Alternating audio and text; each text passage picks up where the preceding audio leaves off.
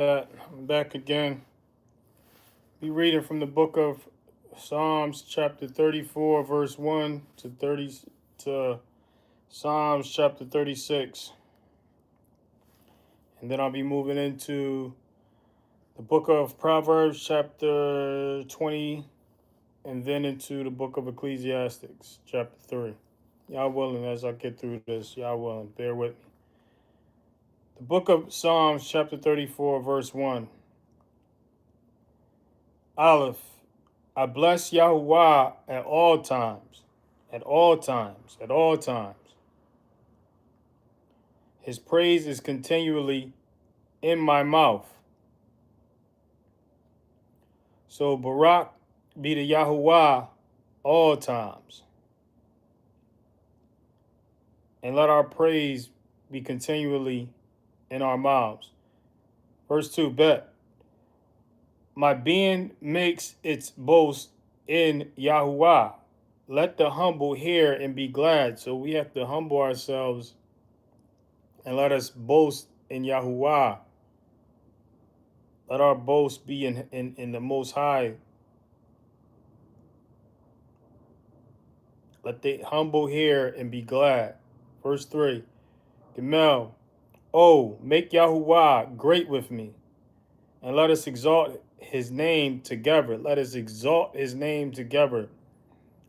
Let us glorify his name together. Let us glorify his name together. You got to know his name.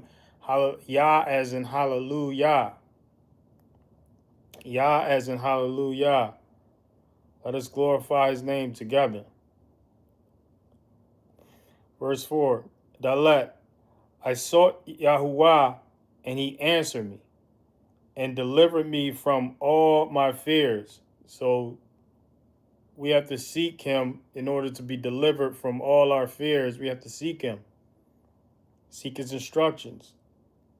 Seek the demonstrations of his only begotten son, the examples of his only begotten son. This is how we seek him. Seeking, the life and the examples and the demonstrations of that his son left, his only begotten son left behind. Verse 5. Hey, they looked to him and were lightened. Wow. And their faces were not ashamed. Verse 6. Zayin. This poor one cried out, and Yahuwah heard him and saved him out of all his distresses. So when you cry out, genuinely cry out to him, that's what you can expect when you genuinely pour out, when you genuinely humble yourself, and cry out to him in the privacy of your home, wherever you can find privacy. If you're going through something, you got to fall on your face and cry out about it. Got to fall on your face and cry out about it, man. You got to put all pride and ego, and everything aside, and cry out to the Most High. If you're in need, of, being rescued, so this is what Dawid is speaking about. He's saying this poor one cried out, and Yahuwah heard him and saved him out of all his distresses. Saved him out of all his distresses. And the same will happen for us if we just cry out, man. We fall on our face in the privacy of our own, private place, wherever we can find privacy, and just fall down and cry out, man. Verse 7. Yet, Het, the messenger of Yahuwah encamps all around those who fear him and rescues them. I repeat this. This is the book of Psalms, chapter 34, verse 7, it says, the messenger, meaning the angels, the messenger, meaning the angel, the messenger, meaning the angel of Yahuwah, the angel of God, encamps, encamps all around those who fear him and rescues them. So he encamps around all those who fear, all those who hate evil. All those who hate evil, he has a messenger encamped around them. He has a messenger encamped around you. Like, if so, we know that the fear of Yah is to hate evil. So if the fear of Yah is to hate evil, then and he's speaking about, those who hate evil, he has a messenger, staked out in the spirit realm that encircles you, pretty much, watches over you and all around you, and rescues you. So this is the book of Psalms, chapter 34. You want to put this in your, you want to put this verse in your notes. Just a reminder that hating evil gives you, ruwaku security. Hating evil gives you spiritual security. Hating evil, which is the fear of God, is to hate evil, gives you access to spiritual security. So when you demonstrate hating evil, all that what these scriptures considers evil, when you demonstrate hating that and you practice hating that, you're giving yourself access to the spiritual security. It's like secret service, spiritual secret service, Ruwaku secret service. That's what you're giving yourself access to when you demonstrate hating evil. You're getting access to the Most High's spirit, the spiritual government's secret service, which is his angels, which is his messengers. If that makes sense, that's what the book of Psalms is telling us. That's what the book of Psalms is telling us. In the book of Psalms, chapter 34, verse 7. So put that in your notes, put that in your archives. The book of Psalms, chapter 34, verse 7, is a clear indication that the messenger, this is what it says, the messenger, meaning the angel of Yah, the angel of God, encamps all around those who fear evil. I'm sorry, those who fear him. So fear of God is hate, and is to hate evil. To fear God is to hate evil. So he encamps around all those who fear him and rescues them. So this is what we need to keep in mind. So that's, if you want protection, if you want spiritual protection, hate evil. Demonstrate hating evil. Practice hating evil. Hate the evil around you, hate the evil amongst you and within you. And this will give you that spiritual secret service protection.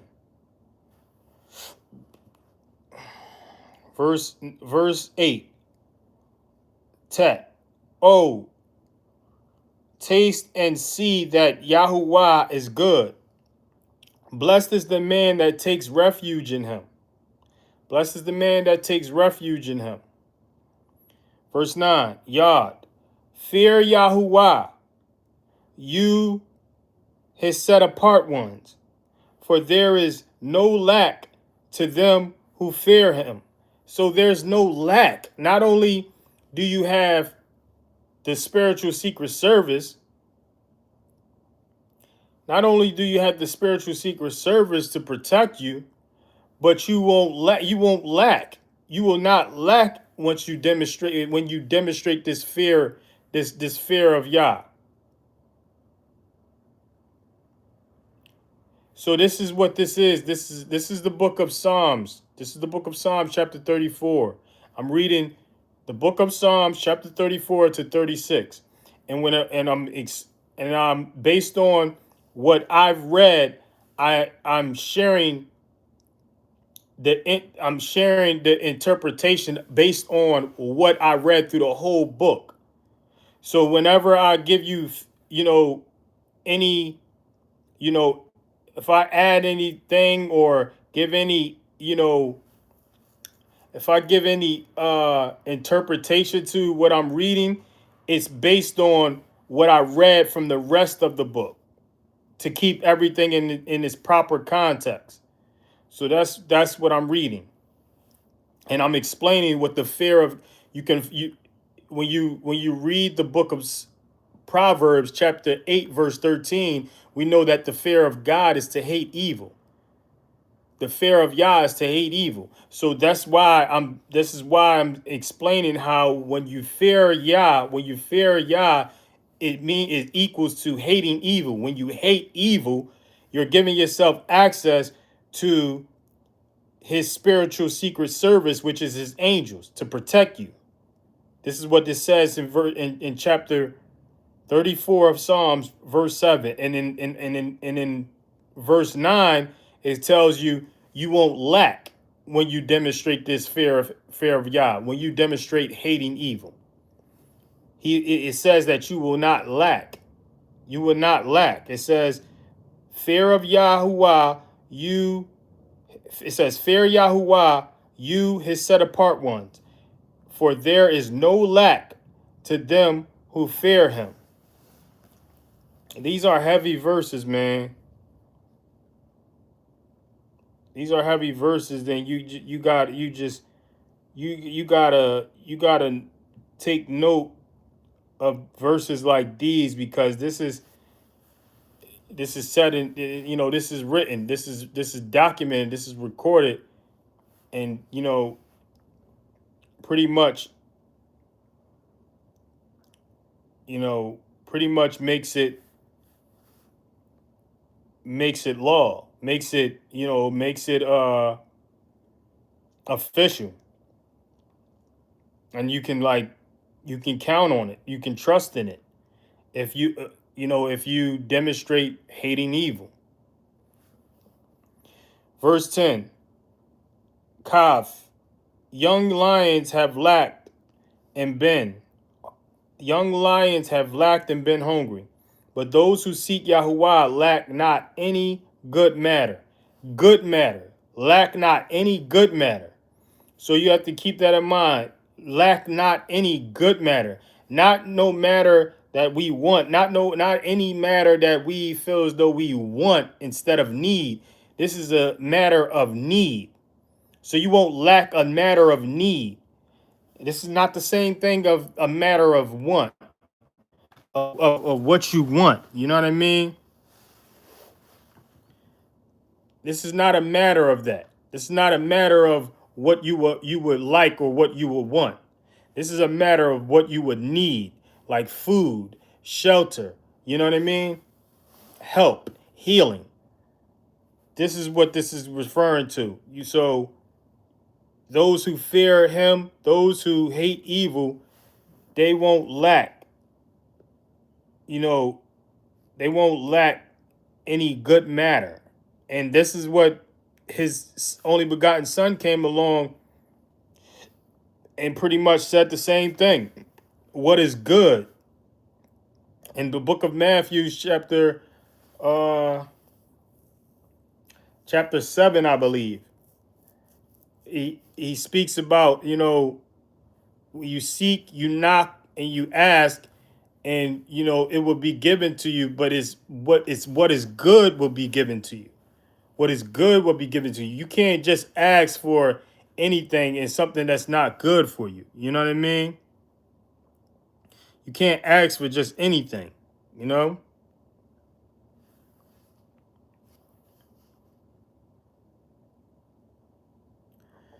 Verse 11. Come, you children, listen to me. Let me teach you the fear of Yahuwah. So he's continuing to stress the fear of Yahuwah.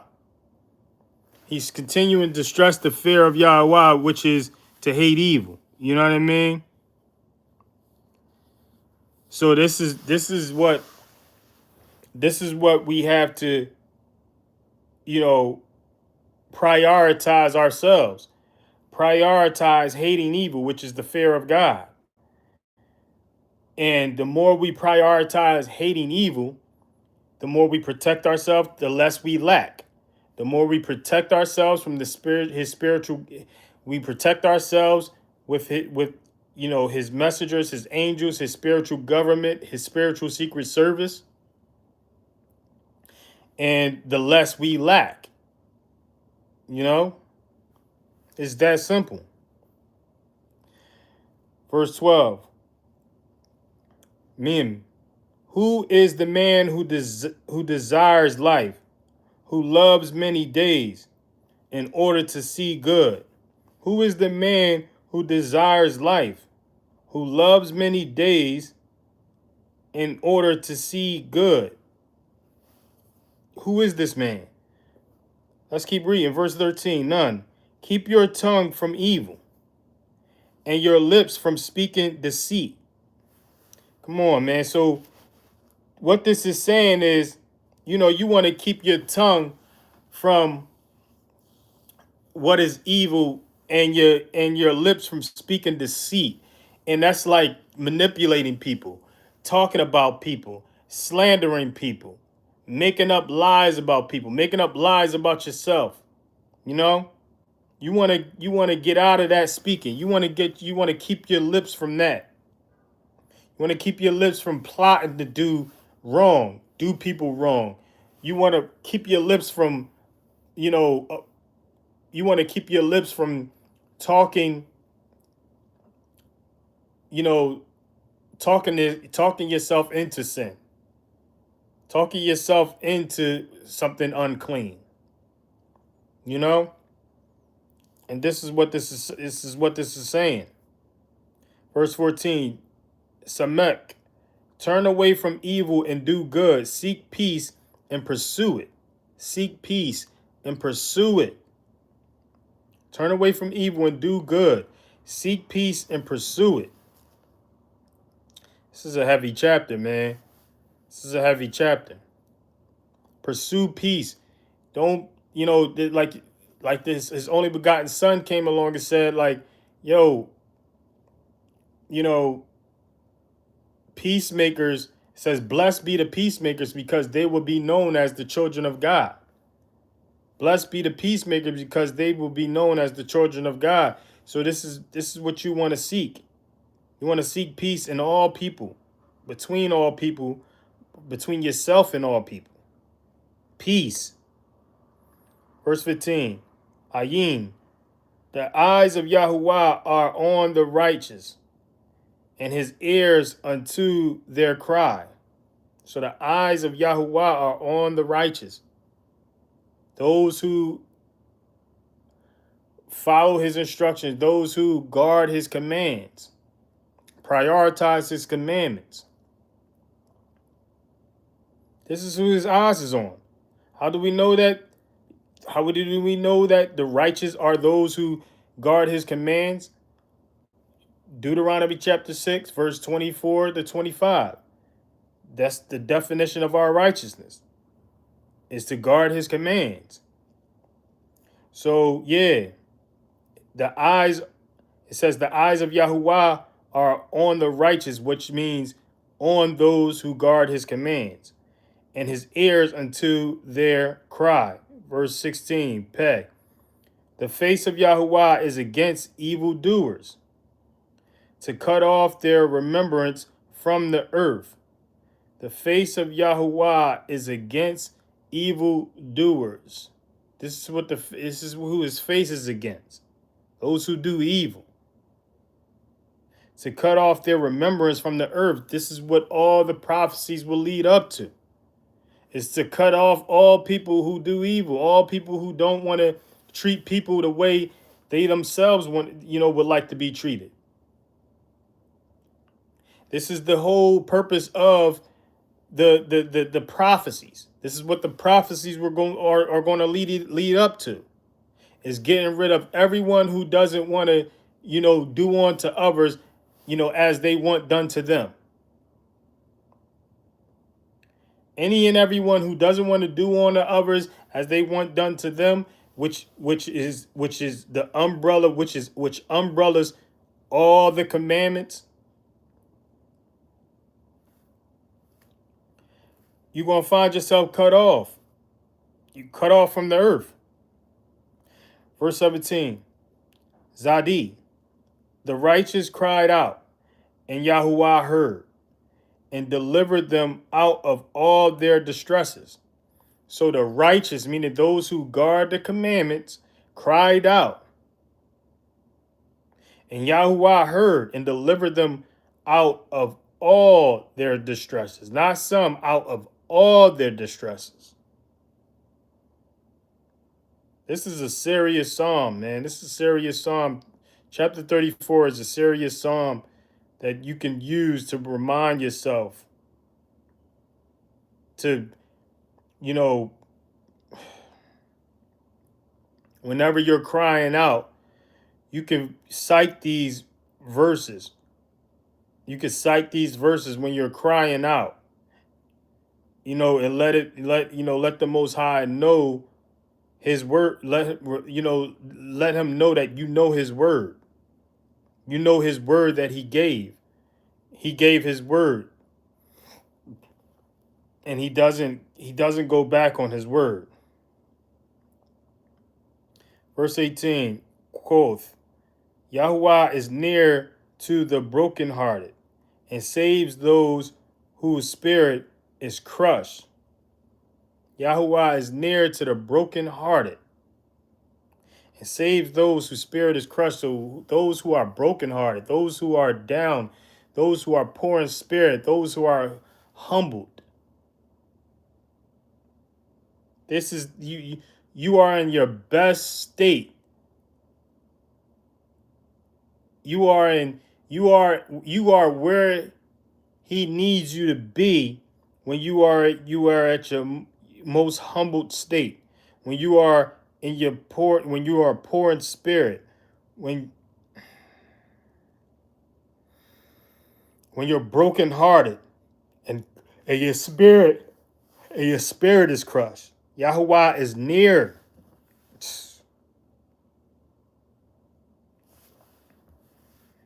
Verse 19, Resh, many are the evils of the righteous. Many are the evils of the righteous? Many are the evils of the righteous? Is it saying this?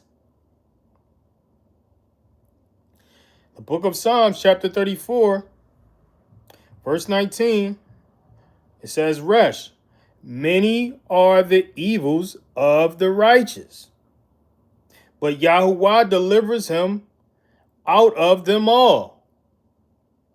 So this is not saying the righteous are saints. This is not saying the righteous are perfect, because if we were perfect in this flesh, why would we need the Son as the ultimate sacrifice? If we were saints in this flesh, why would we need the Son as the ultimate sacrifice? So you have to make sense of this, and the only way you can make sense of it is that,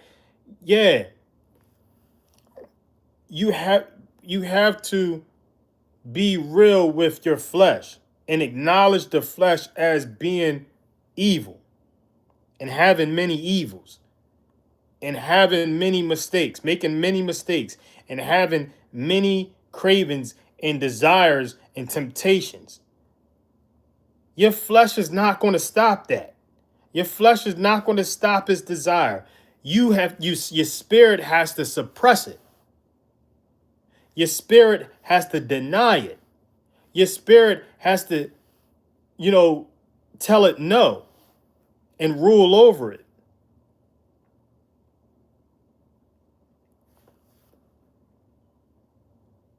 This is a clear example of this.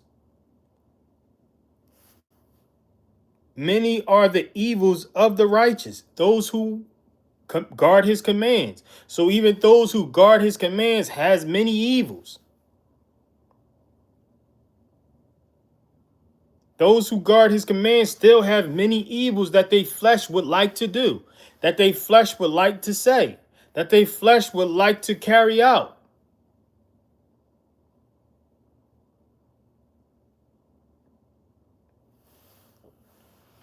This is a heavy chapter. The book of Psalms, chapter 34. This might have became one of my favorites. Because this is explaining everything that the scriptures is about. Old and New Testament. Verse 20. Sheen. He is guarding all his bones. Not one of them is broken. So this is clearly, the Messiah and the a foresight of the Messiah. This is David's foresight through this is the Most High foresighting this, prophesying this through David, the Messiah, and what's to come to the Messiah, what's to happen to his only begotten son. Verse 21, tall, evil does slay the wrong, and those who hate the righteous are guilty. Evil does slay the wrong, and those who hate the righteous are guilty. So evil slays the wrong. You'll meet your match. You think you're bad. You think you're wicked. You think you're evil. You think you're, this and that. You're gonna meet your match. Someone more wicked than you. You're gonna meet your match. Someone more evil than you. You're gonna meet your match. Someone badder than you. Some more, you know what I mean? You're gonna meet your match. So this is what this is saying. Evil does slay the wrong, and those who hate the righteous are guilty. Verse 22, Yahuwah redeems the lives of his servants, and none of those taking refuge in him are guilty. None of those taking refuge in him are guilty. Like, if your refuge is the Most High, you clearly have some sense of, his instructions, some sense of his commands, some sense of his spiritual law, his spiritual government, some sense of the, examples and demonstrations of his only begotten son, the lessons and teachings of his only begotten son, the knowledge, spiritual knowledge, wisdom, and understanding of his kings, the prophecies of his prophets. You have all this and you keep all this top of mind. This is how you find yourself redeemed. Yahuwah redeems the lives of his servants, and none of those taking refuge in him are guilty.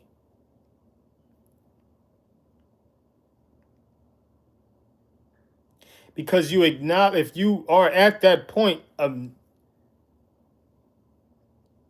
knowing him and knowing his son, and knowing his prophecies, his prophets, knowing his kings, then you know that your flesh is the enemy. Your flesh is your worst enemy, your own worst enemy. You know that your flesh has to be, tamed, ruled over by the spirit you, the breath of life spirit within you, your true identity has to rule over this flesh, because the flesh wants to do evil. The flesh wants to do wicked. The flesh wants to be foolish. The flesh wants to crash out. That's just the facts of it. The flesh wants to crash out. And it's the job of the spirit us, the spirit within us, the true identity spirit, breath of life spirit within us to rule over the flesh and keep it from crashing out. Keep it from doing what it has no business doing, but it wants to do it.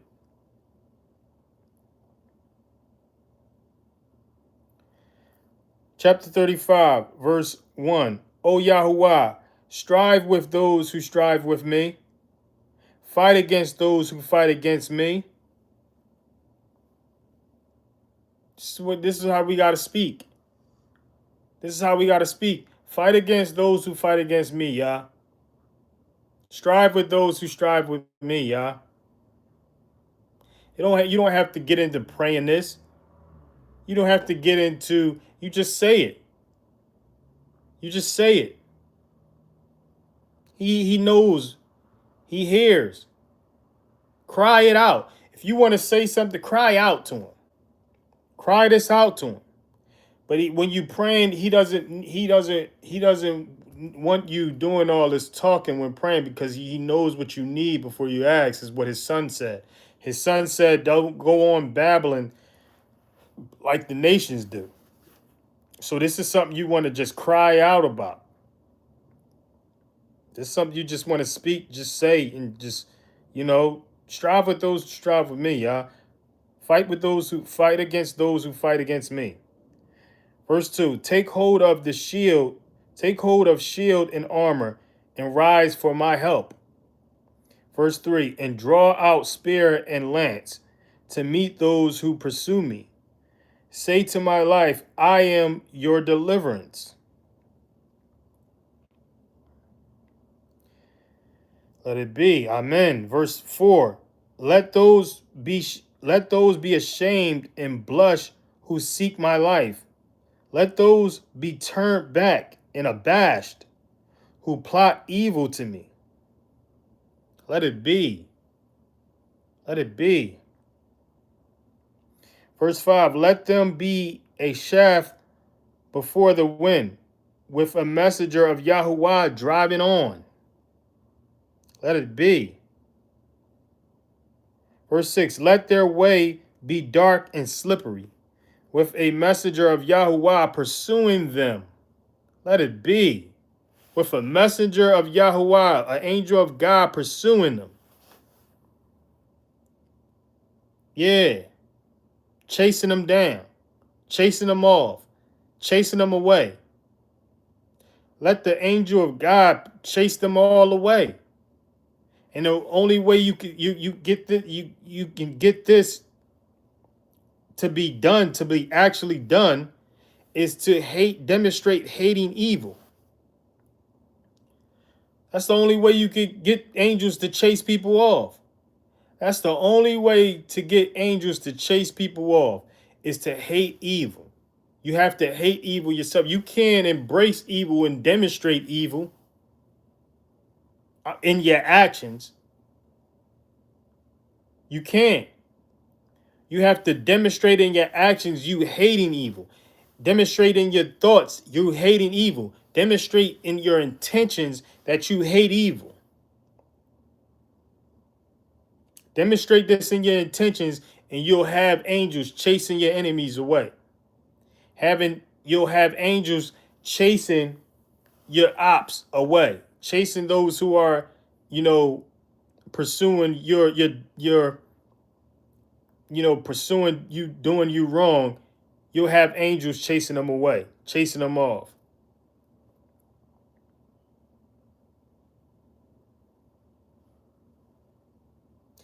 Verse 7, for without cause they hid their net for me.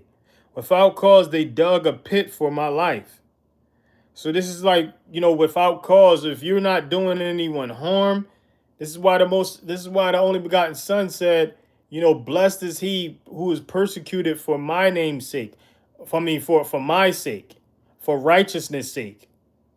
Because if you're persecuted and said every wrong, wicked thing about you for just following the instructions of God or following the examples of his son, blessed are you. Like you're not. This is what this David is talking about. Like without a cause, people are trying to set up traps to trap you up without a cause because you haven't given them a reason, because you follow his instructions. You haven't given them a reason because you guard his commands.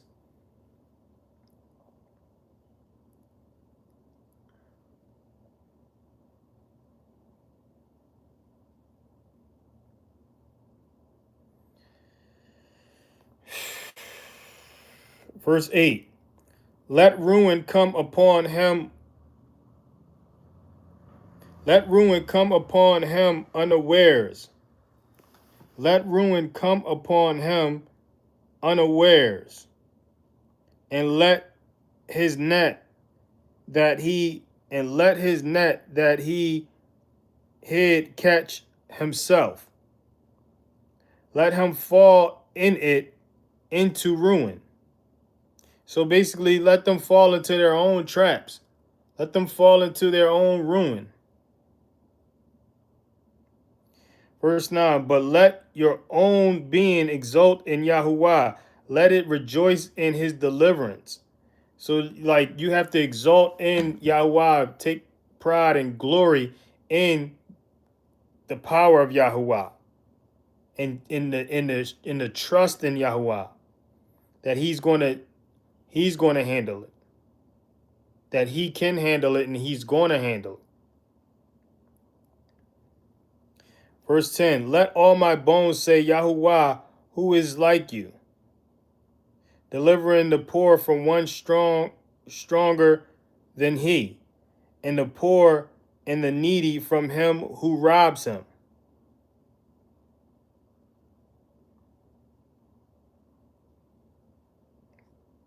Verse 11, ruthless witnesses rise up.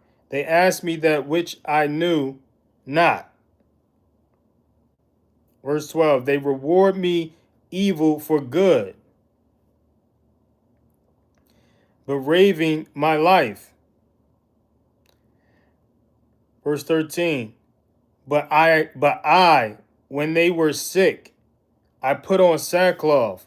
I humbled my being with fasting, and my prayer would return to my bosom, my own bosom. So, like, this is a person obviously seeking empathy for his opposition. This is David. Even David, so David was on what the Messiah was on.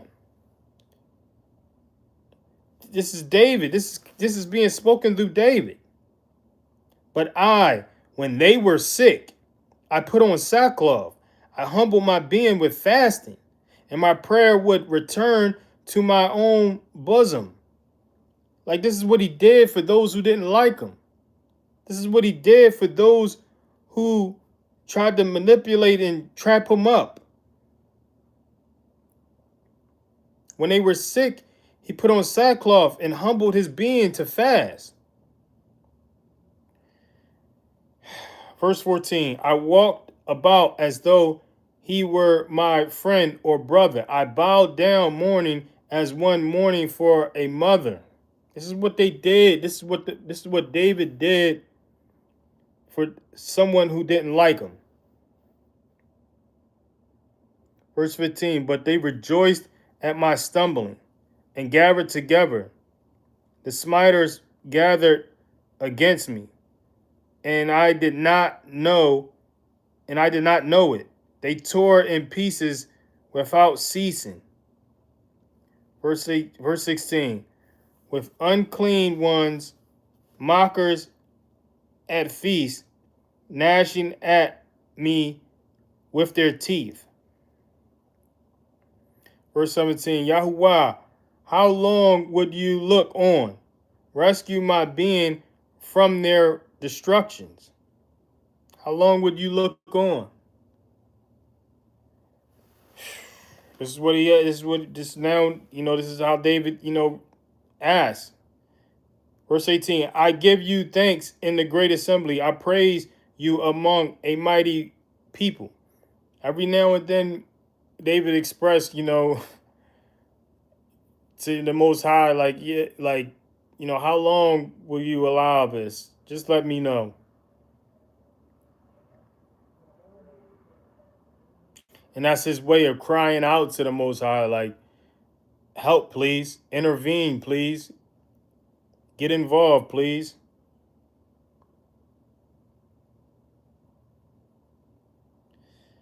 Verse 18, I give you thanks in the great assembly. I praise you among a mighty people.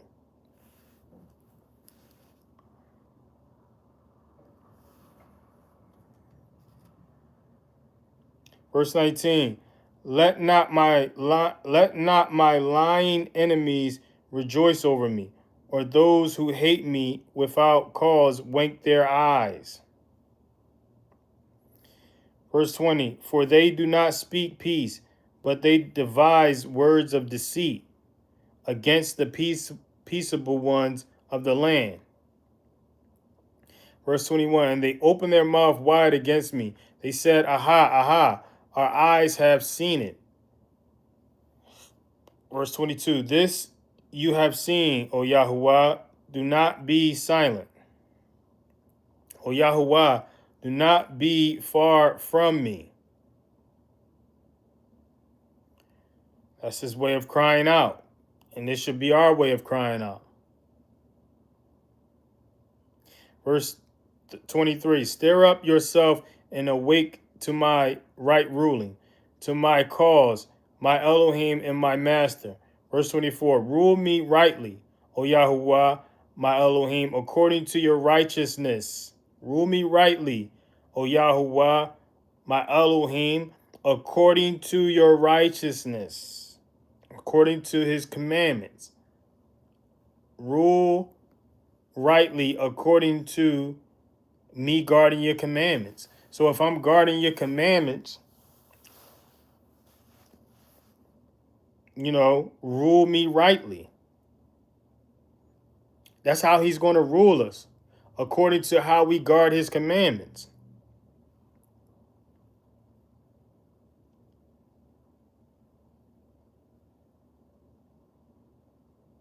Verse 25, let them not say in their hearts, aha, our desire. Let them not say, we have swallowed him up. Verse 26, let those who are rejoicing at my evil be ashamed and abashed together, altogether. Let those who are exalting themselves over me be clad in shame and humiliation.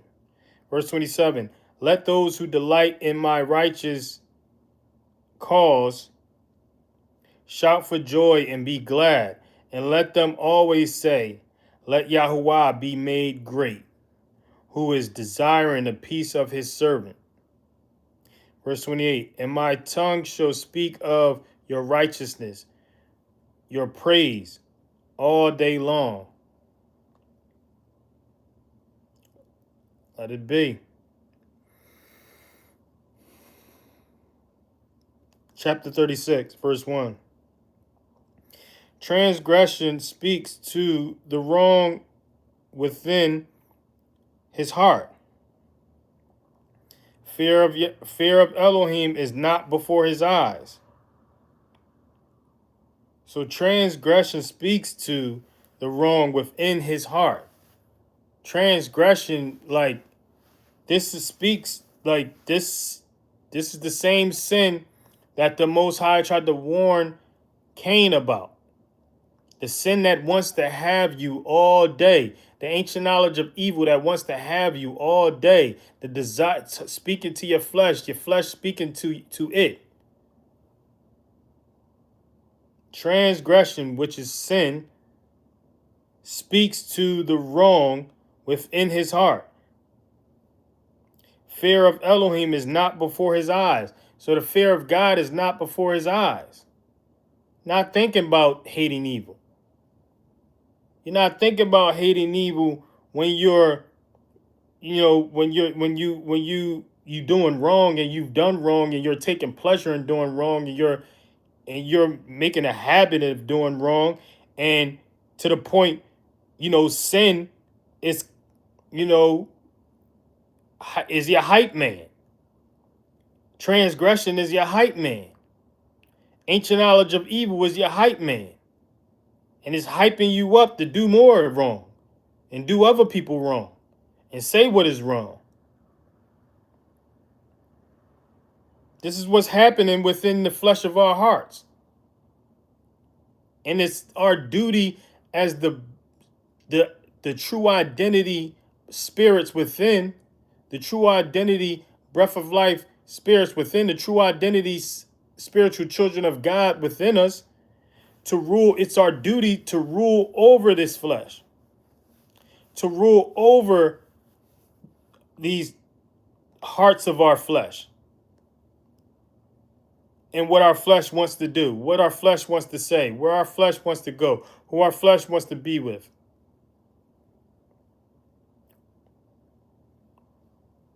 Verse 2, for he flatters himself in his own eyes to find his crookedness to be hated.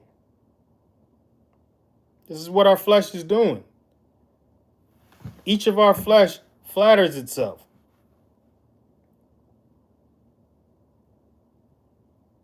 To find his crookedness to be hated. Verse 3, the words of his mouth are wickedness and deceit. He has ceased to be wise, to do good. Cease. Cease to be wise, to do good. Cease from taking heed to the spiritual knowledge, wisdom, and understanding spoken through the kings of God, like David and Solomon. You cease from that. You cease from what you read from the Proverbs. You cease from what you read from the Psalms. You cease from what you read in the Ecclesiastes. You cease from all that.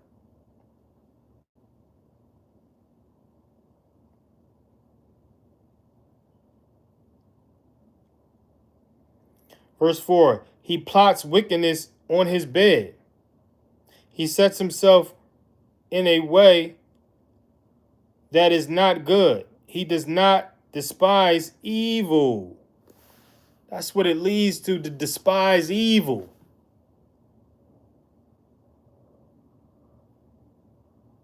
The fear of Yah is to hate evil. That's what he wants us to do. That's our duty as the spirits within, is to hate this evil. Hate the evil within our flesh. Hate the evil in others' flesh. Not hate the other people, not hate other people. Hate the evil within them. Hate the evil within this world. The ancient knowledge of evil.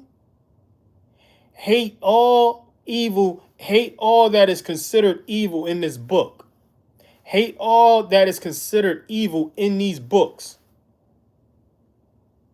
It's our duty to know what is considered evil. You have to know what's considered evil in order to hate it.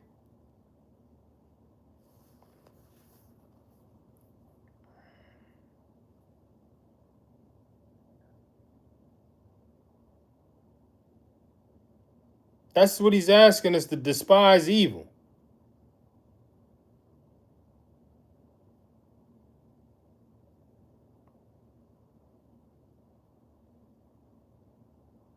That's what it leads up to.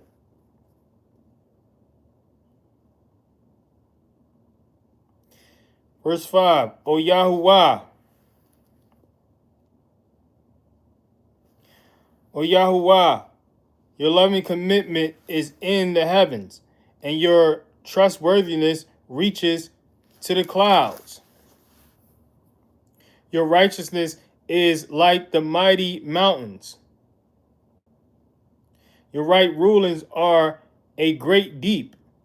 O Yahuwah, you save man and beast. Verse 7, how precious, before I go on, it says your righteousness is like the mighty mountains. Your right rulings are a great deep. O Yahuwah, you save man and beast. You save man and beast. Like, let's not get this twisted. Who else do you think is saving us? Who else do you think is allowing us to inhale, exhale his breath, his very breath? Who else is allowing that? Oh, it's just so happen chance we're allowed to inhale and exhale. It's just by happen chance. That's a given, huh? Science and, you know, everything is so, everything is peaches and cream and comfortable because of science, huh? Because it's just so happened. It just so happened it's a given, huh?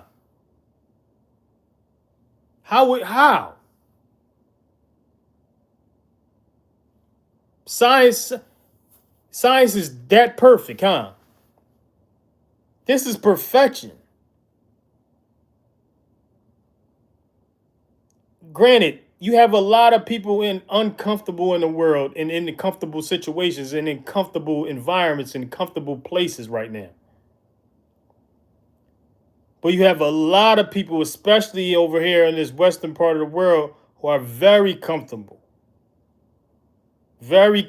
in the comfort of their own homes, inhaling and exhaling what science call oxygen.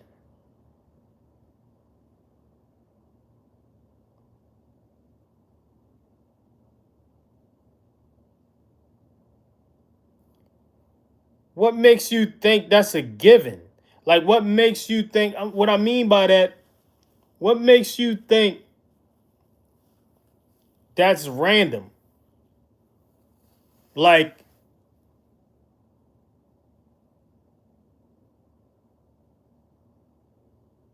we take we take we take the breath of God for granted, as if we supposed to have it. Like, what I mean by that, we take it for granted as if, he's not providing it. As if God is not providing this breath of life. If if the source isn't providing this, who is? Who is that? Who is that generous? What is that generous?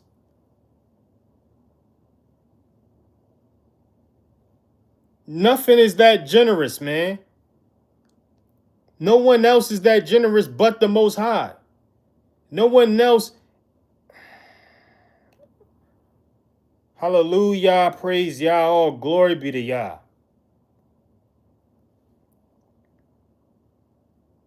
Your righteousness is like the mighty mountains. Your right rulers are a great deep.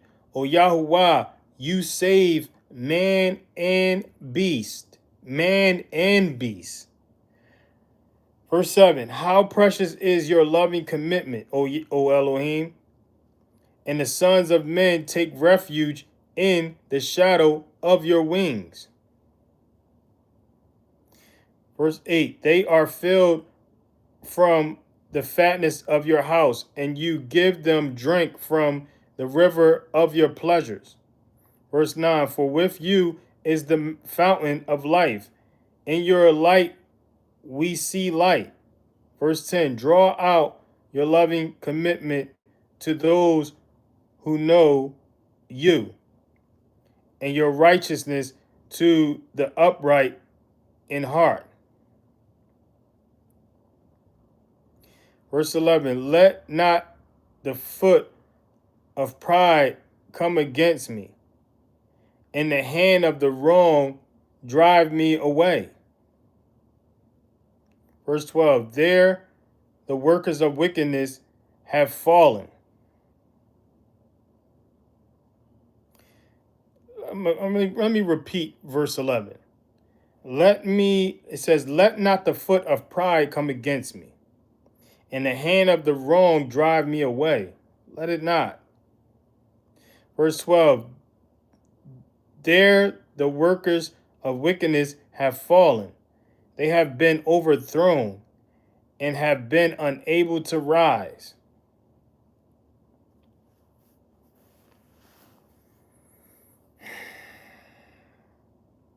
The workers of wickedness. That's what they will always be. They will always be on the losing side, on the fallen end, overthrown, unable to rise.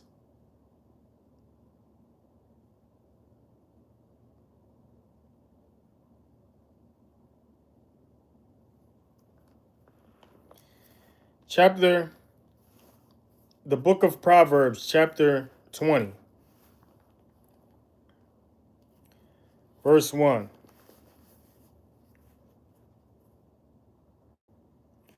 Wine is a scoffer, strong drink a brawler, and whoever is led astray by it is not wise. Wine is a scoffer, so when you drink wine, you make fun of others, you mock others. This is true. I know this. I've done it. I've gotten drunk on wine and started being goofy, being foolish, making fun of everything around me, mocking everything around me. All in good spirits with good people, with people, I love.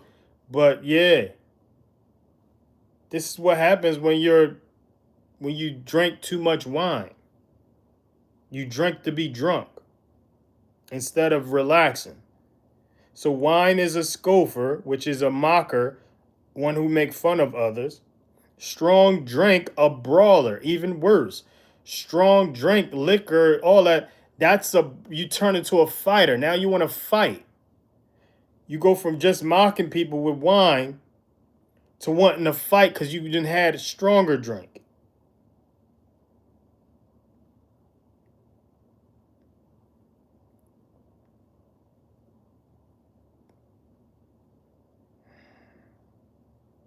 And whoever is led astray by it is not wise.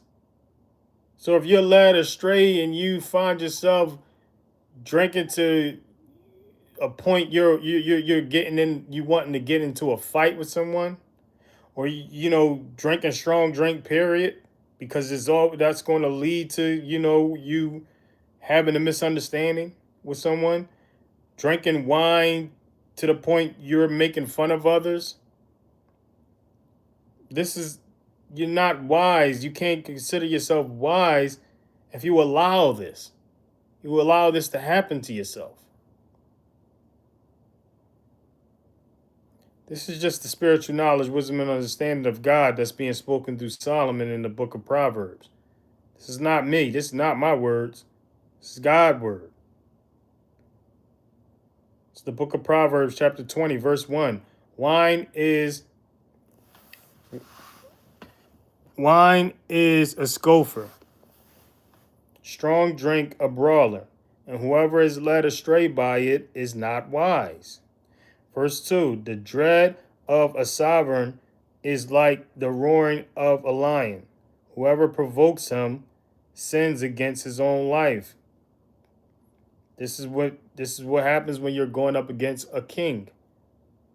The one who the Most High has appointed as in a position of a king.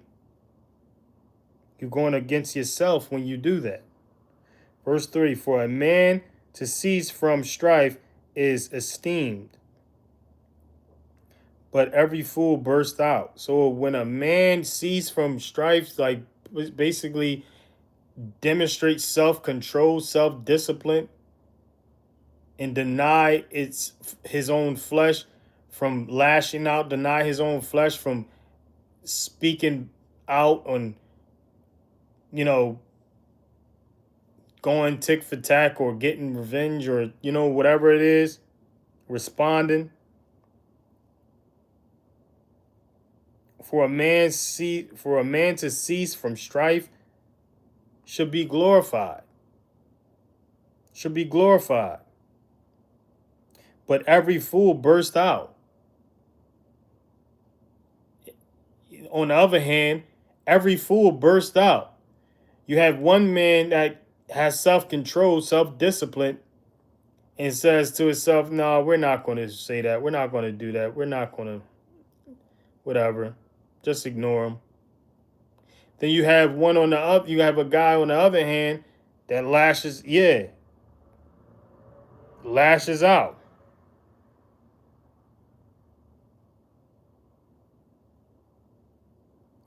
No self-control, no discipline. Verse 4, the lazy one does not plow after the autumn. At harvest time, he inquires, there is none. Can't expect to have if you don't work. Can't expect to reap if you don't sow. You can't expect any of that. If you're not working the land, if you're not working, period.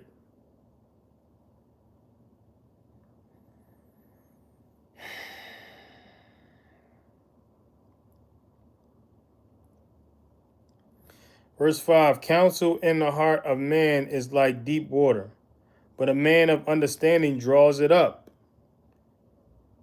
Counsel in the heart of man is like deep water. No one wants to talk about their situation, but they'll talk to the right person. They'll talk to a man of understanding. A man of understanding, you know, this is who they'll open up to. One who understands, one who can listen, has patience, one who has, discernment, one who has awareness. This is who any and everyone opens up to.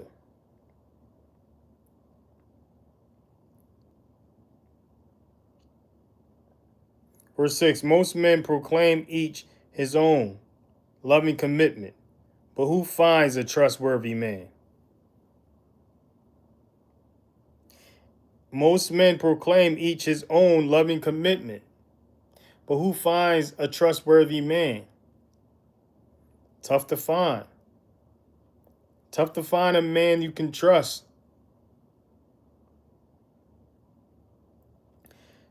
It's tough to find a man you can trust because every man feel like they can't trust no one. Most men feel like they can't trust no one. So how can you trust a man that don't trust you? How can you trust someone that don't trust you? How can you expect to be trusted if you don't trust? You got to trust someone as far as what they put out. Trust them to be who they are. Trust them to be what they are and who they are until they show you different. Until they show you different. When someone show you themselves, I think Maya Angelou said this, someone show you themselves, believe them the first time. Believe them the first time. And you have to believe them for what they shown you.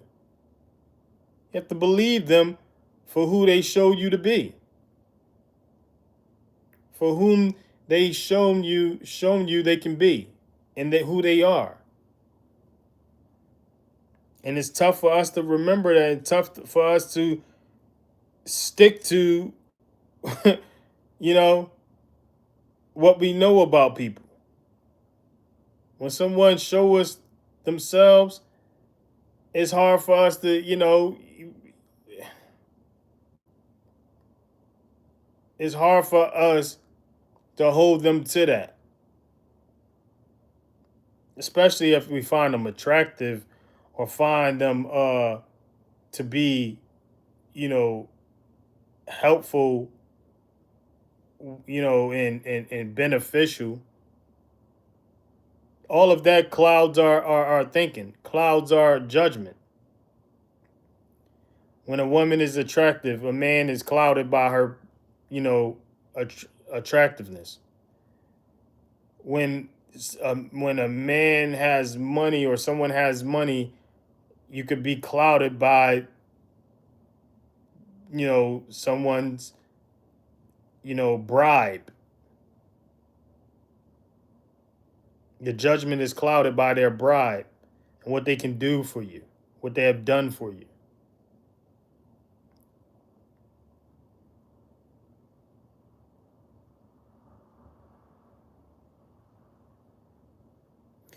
Verse 7, the righteous man walks in his integrity. His children are blessed after him. Walking in your walking in integrity blesses your children after you. Meaning you're following God's instruction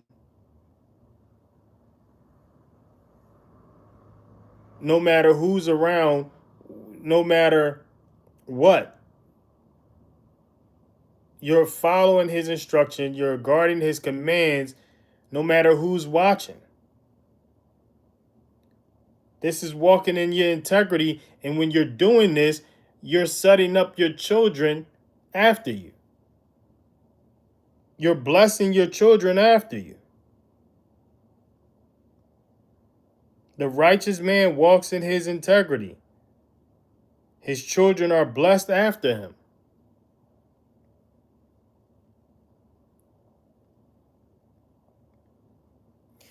Verse 8, a sovereign who sits on the throne of judgment is scattering all evil with his eyes. So this is a sovereign, with good judge of character. And he's scattering, and he's scouring, and he's like scanning the room. He's scanning the crowd. He's scanning and he sees who's who. He sees, he can discern who's who's evil, who's good. Verse 9, who says, I have cleansed my heart. I am purged of my sin. Who says this? Who can say this? As long as we're in this flesh, we can't say that we cleansed our hearts, because our hearts is wicked. The hearts of our flesh, at least, is wicked. We can't say that I am purged of my sin, because our flesh has memory of these sins. Now you could be forgiven by, tapping into the spirit and walking in the ways of the only begotten Son, the lessons that the only begotten Son has left, the examples that the only begotten Son has left.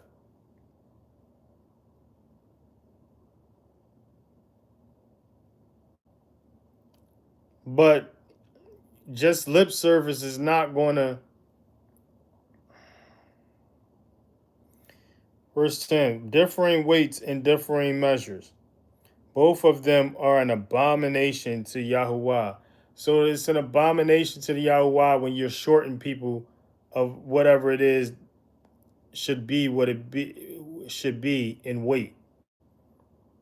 So if you're selling herbs, you're selling oils, you're selling, any kind of product and produce, crop or herb and spice, anything of that nature, when you're selling any of that essential oils and you're selling any of that, if your weights are off and your measurements are off, you're making it. That's an abomination to the Most High. He hates that, because you're not doing people right. You're shortening people. You're cheating people. You're ripping people off.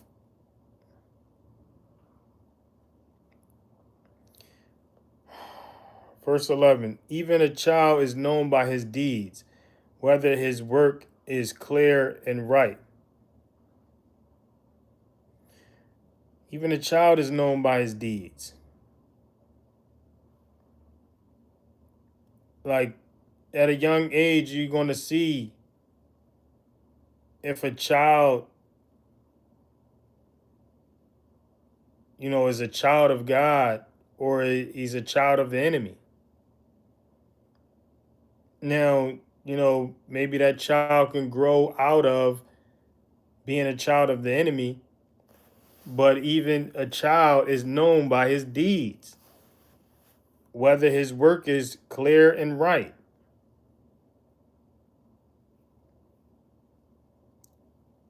Child has to be, you got to judge a child's, you have to judge a child's character as well to see if this is, a, a child that needs to be disciplined, or a child that, is on the right path.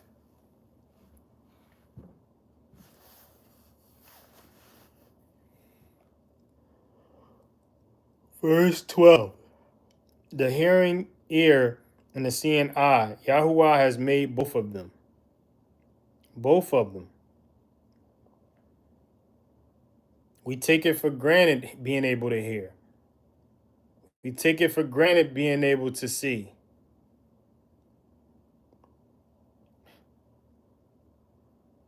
We take it for granted that we're not blind or deaf.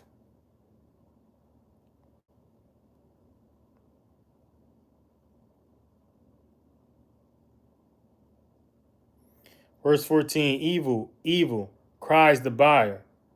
But when he has gone his way, then he boasts.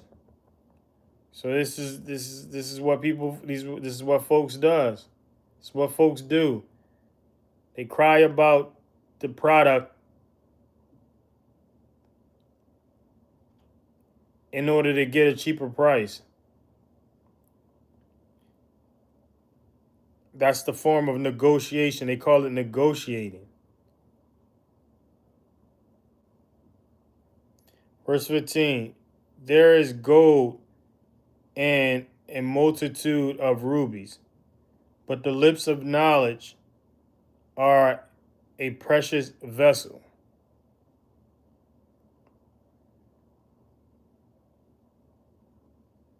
The lips of knowledge is more precious than gold and rubies.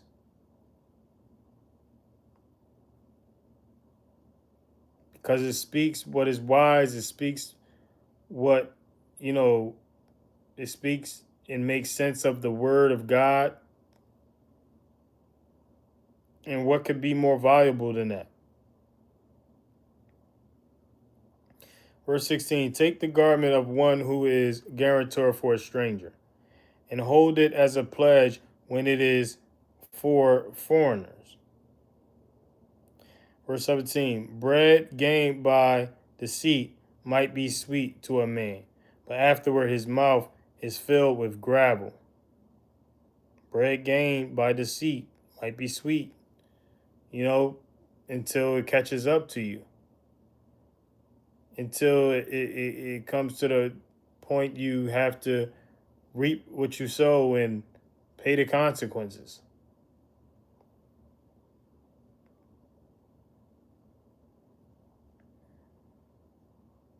Verse 18, by counsel plans are established, and by wise guidance wage a war. By counsel plans are established. By counsel. So that counsel have to come from the Most High first, his only begotten Son, and,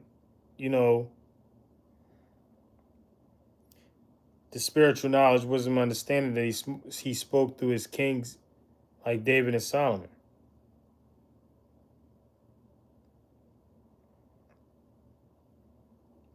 Verse 19. He who goes about as a slanderer reveals secrets. Therefore, do not associate with him who speaks smoothly with his lips.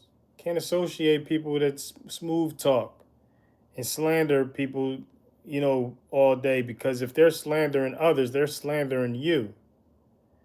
If they're slandering other people's name, oh yeah, best believe that they're slandering you.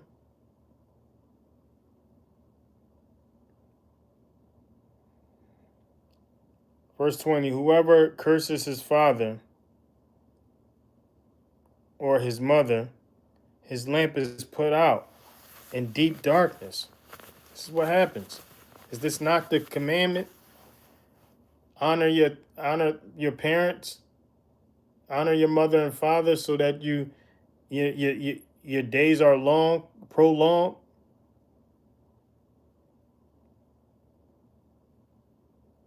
Honor your parents, yeah, honor your mother and father, so your days are prolonged on the earth. Is this not consistent with what the commandment is? The commandment has commanded us in the fifth commandment. Whoever curses his father or his mother, his lamp is put out in deep darkness. So what if your lamp put out? What that mean? What that mean if your lamp is put out? That means you ain't extending. You ain't extending your stay. You officially checked out. And this what comes with, you know, this is what comes with cursing your father and your mother, disrespecting your parents in any sense, mocking them, making fun of them. Honoring your parents is basically putting them in the best light possible. Even if it may not be nothing good to say about them, you find something good to say about them, especially when you're saying that you're speaking about them to others.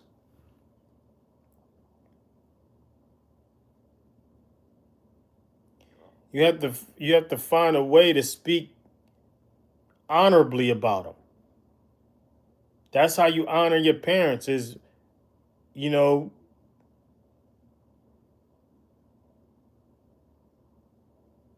speaking nothing but good things about them. May y'all bless me. May y'all barack me and help me do better at this. Because I could get frustrated with my mom in her the ways that she finds herself stuck in. I could get frustrated at her and share that frustration with others, mainly my siblings. But I have to stop this.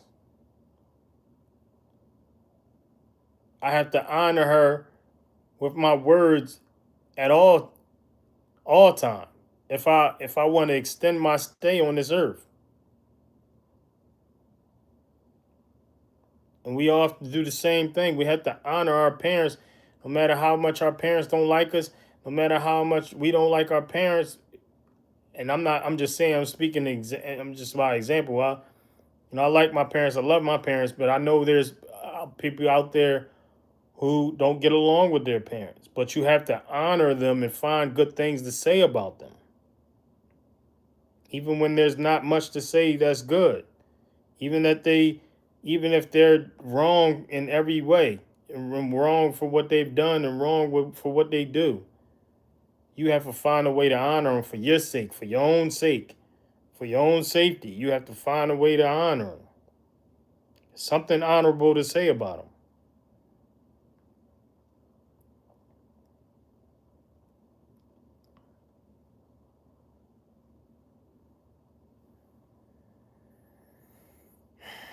Verse 21, an inheritance obtained with greed at the beginning is not blessed at the end. So if an inheritance obtained with greed in the beginning is not blessed in the end. So some scheme that you working out and working on,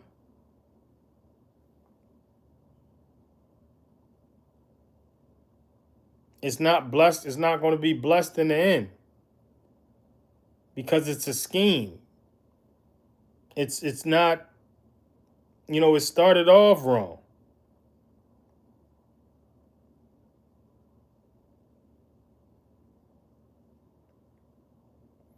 Verse 22. Do not say, I repay evil. Wait for Yahuwah and he saves you. So we can't say, man, I'm going to get you back, or wait, watch what I do, or wait We have to stop this. We have to get this out of us. The urge to say what we gonna do to somebody back and how we gonna get somebody back. We have to be patient, wait on the Most High, and let Him handle it. Do not say, says, this is the book of Proverbs, chapter 20, verse 22. Do not say, I repay evil. Wait for Yahuwah, and He saves you. Wait for Yahuwah, and He saves you. Verse 23. Different weights are an abomination to Yahuwah. Here we go again. And a false scale is not good. So he's saying this twice. This means he's not going to tolerate. When the Most High says something twice, that means he really don't, like, he's about to do it really soon, or he really needs you to understand how serious he is about this matter. And he's really serious about the matter of cheating people out of their weight, cheating people out of their measurements.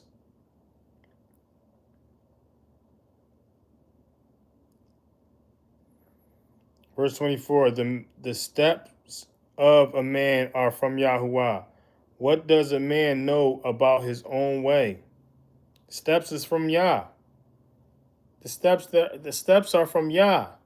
Steps are from the Most High. What can a man tell you about his own way? When the steps that are taken tomorrow are from Yah.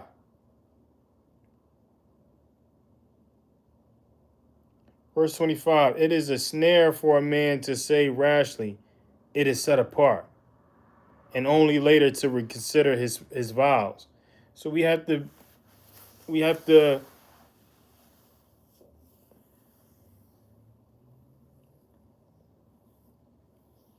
be slow in calling something set apart, calling something good when it's bad, calling something righteous when it's unrighteous, calling something, we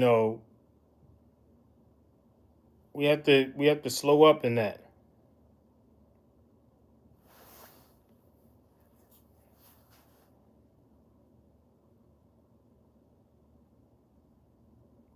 Because most times we'll end up going back on, taking back what we said.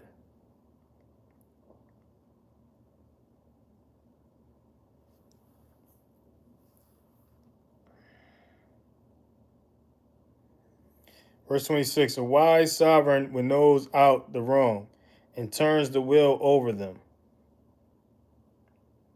This is what the king does. Verse 27, the spirit of a man is the lamp of Yahuwah, searching all his inmost parts. Come on, man. The spirit of man is the lamp of Yahuwah. The spirit of man. Clear indication that we have spirits within us. A man has a spirit. This is a clear indication of that. That we have spirit beings. Our true identities are spirit beings within each of us. Clear indication of this, the book of Proverbs, chapter 20, verse 27. The spirit of man is the lamp of Yahuwah. That's where it came from. These spirits within us, our true identity within us, the voice, the vision, the envision, the dream, the intuition, the unseen to others. Whatever is unseen to others and unheard, that unless we speak it and we can hear it but can't see it, feel it but can't see it, that's all ruaku. That's all spiritual. The book of Proverbs, chapter 20, verse 27, is where it's a clear indication that the spirit of man, that all men have that spirit. there's other places too in the scriptures that, the book of Genesis, chapter 7, where it speaks about the breath of life that left everyone, that there was no breath of life in the rest of man. In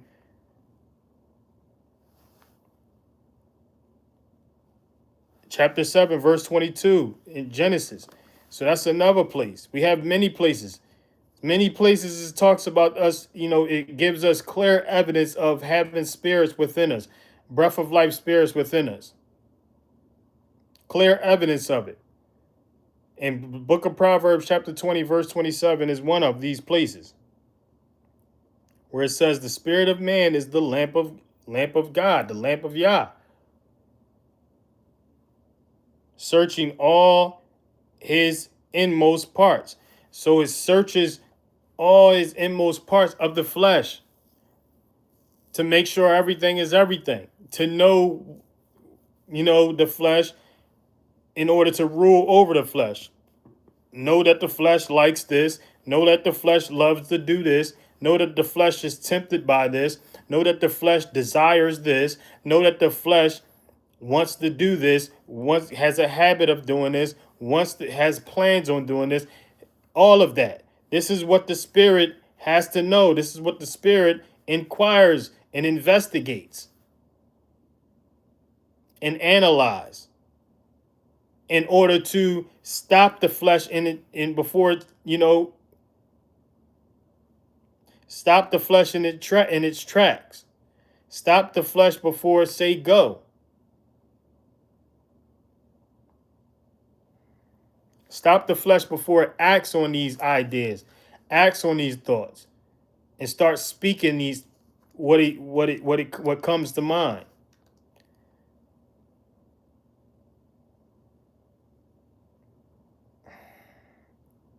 Chapter 28, loving commitment and truth. Watch over the sovereign. Loving commitment and truth watch over the sovereign. And he should support his throne by loving commitment.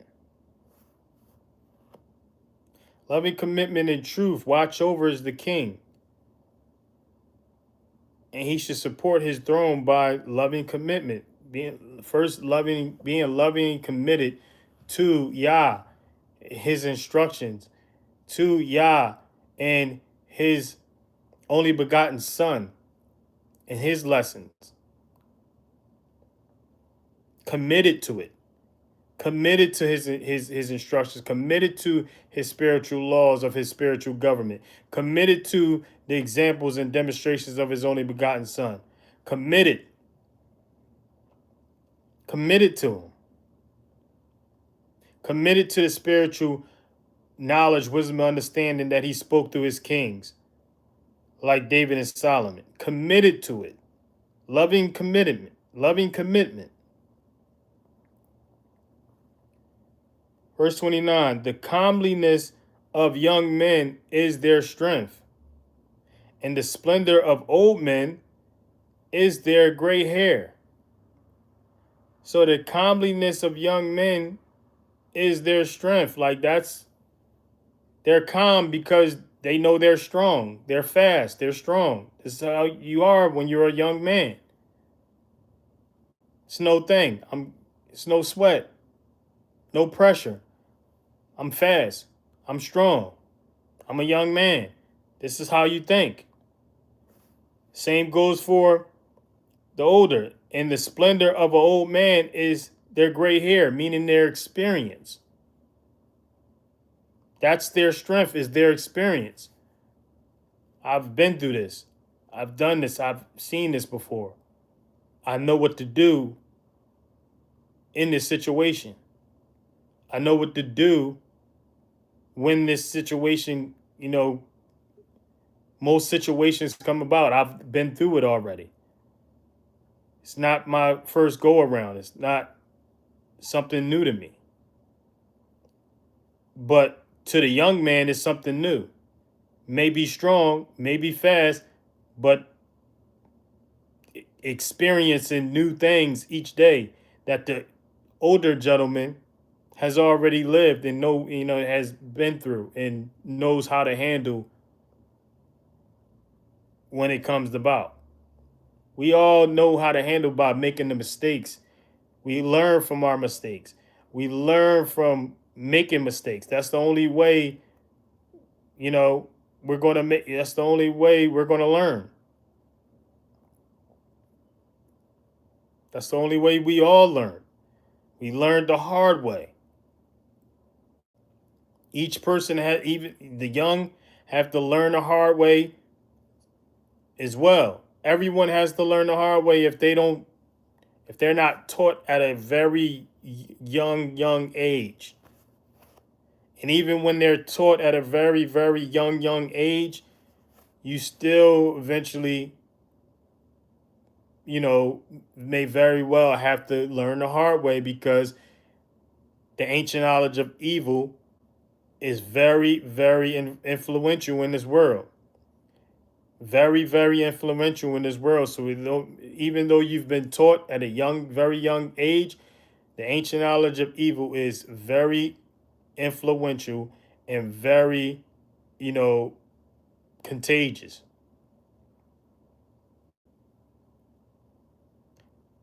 Very convincing, very seductive, it's all that. It's all that.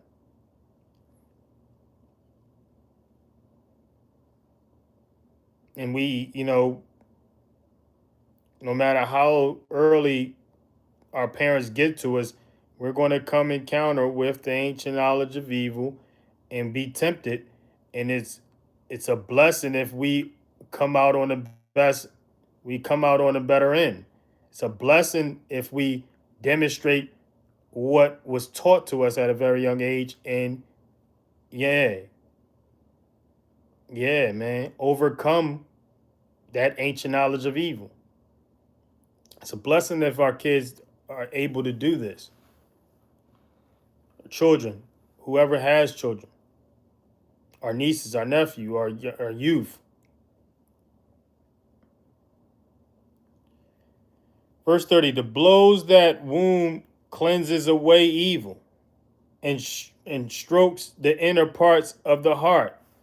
The blows that wound cleanse away evil. This is what happens. We have to be scarred in order to be humbled. We have to be hurt in order to be humbled. So when we go through something that we got hurt behind it, we are humbled by it, and you know, we ain't going, we ain't, we ain't going to act the fool in the future. We ain't acting the fool in the future after going through what we went through. We ain't acting as if we haven't gone through something devastating, traumatic in the if you know what I mean? We're not acting like that in the future. We're not acting like someone, if someone was to get in an accident, they're not, they're taking their seatbelt, they're doing all that in the future. They're taking the precautions, the proper precautions in the future. They're not being careless. Somebody get hit by a car, they're in the future, they're watching their, before they cross the street, they're watching both ways now, because they've been hit by a car when they were younger. This with everything in life. Anything that happened to us in life, we're going to be more cautious later. And that's good. That's a good thing. That's what the Most High intended.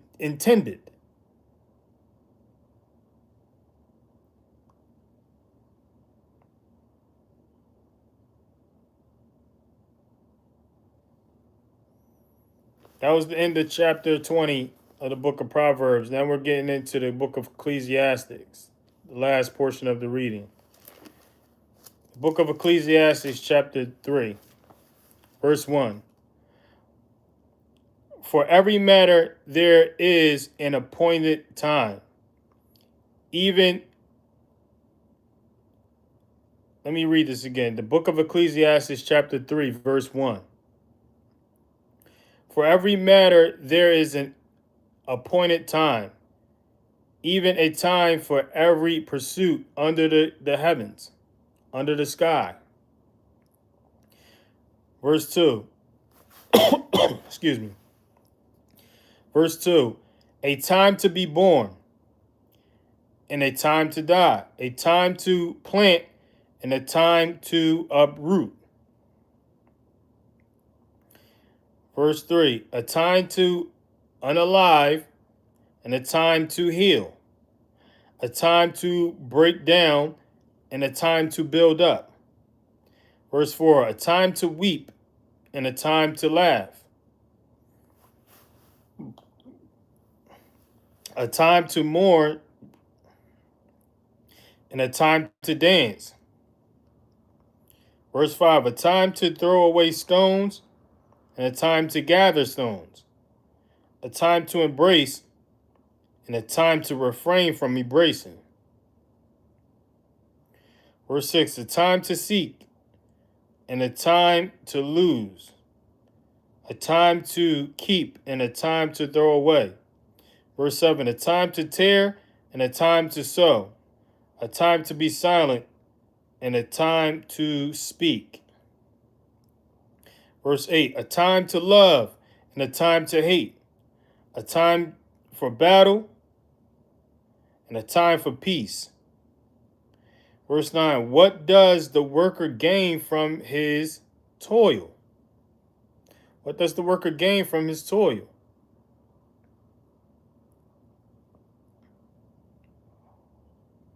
Verse 10. I have seen the task Elohim have given to the sons of men, to be humbled by it.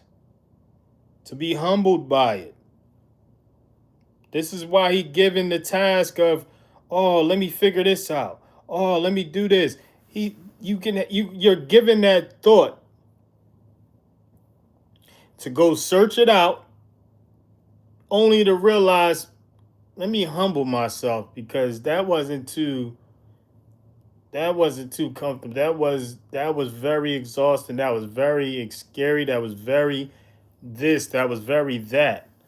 That was very dangerous. That was very close. That was a close call. All to be humbled by it. You get given these ideas and these thoughts to pursue, and the purpose of the pursuit is to find humility, to be even more humbled by the situation. Every situation, every pursuit. The goal is to humble you, to remind you you are created and you are a creation of a creator. You're not the creator. You are created. You are the creation, his beautiful creation. And it's to humble you and remind you, and for you to not forget that and understand your place and who you are and where you are, what you are. Verse 11, he has made it all beautiful in its time. Even the ages he has put in their hearts, except that no one finds out the work that Elohim does from the beginning to the end. No one finds this out. Everyone has theories. Every 50 years, someone comes along with a new theory. Oh, this happened 1 million years ago. This happened 1,000 years ago. This happened 5,000 years ago. This happened 500 years ago. Where were you? Where were you? Where were you 5 million years ago, my man? Where were you 55 million years ago, my man? How can you even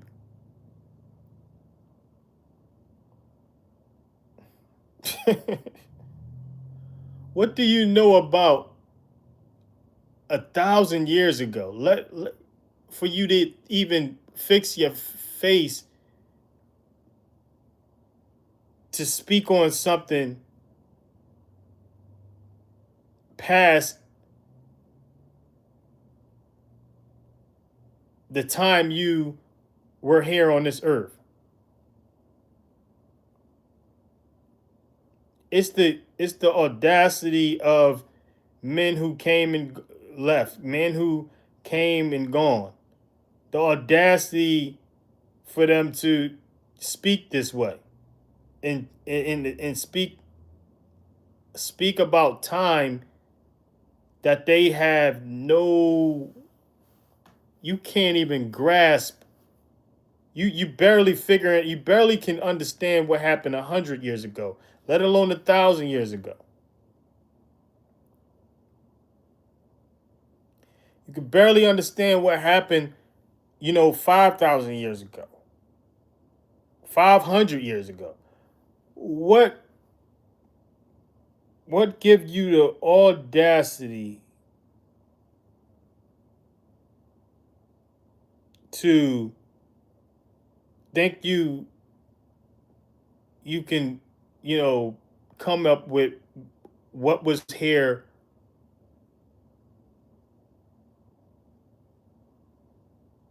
past the time documented? Where how can you speak on time that exceeds what's documented? You can't speak on time that exceeds what is documented. And anyone who speaks on time that exceeds what is documented, you playing yourself. You really playing yourself. At least in my eyes, in the eyes of those who, know better. And this is what the Bible, this is what the scripture, this is what this very verse is saying. Like, don't fool yourself. Like it says, he has made it all beautiful in its time. In its time. Beautiful in its time, meaning I know when I created all that you see that is beautiful. I made it all that you see. I made these trees. I made these oceans. I made these mountains. I made the stars. I made these great light and the lesser great light. The sun, the moon, what we know as the sun and the moon. I made these things beautiful in its time. Not in the time that you say I made it. Not in the time that you have a theory that it was created. I made it in its time. The time that I said I made it. And that's for me to know. Meaning him. So this is what he's saying. Through Solomon, he's saying he has made it all beautiful in his time. Even the ages he has put in their hearts. So he's put the ages in these people's heart of these beautiful things. Put the ages in their hearts, right? People think they know, oh yeah, so we got a good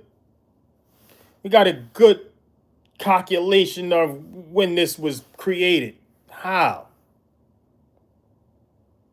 This is what the Most High has put in their hearts to think of. This is what this is saying.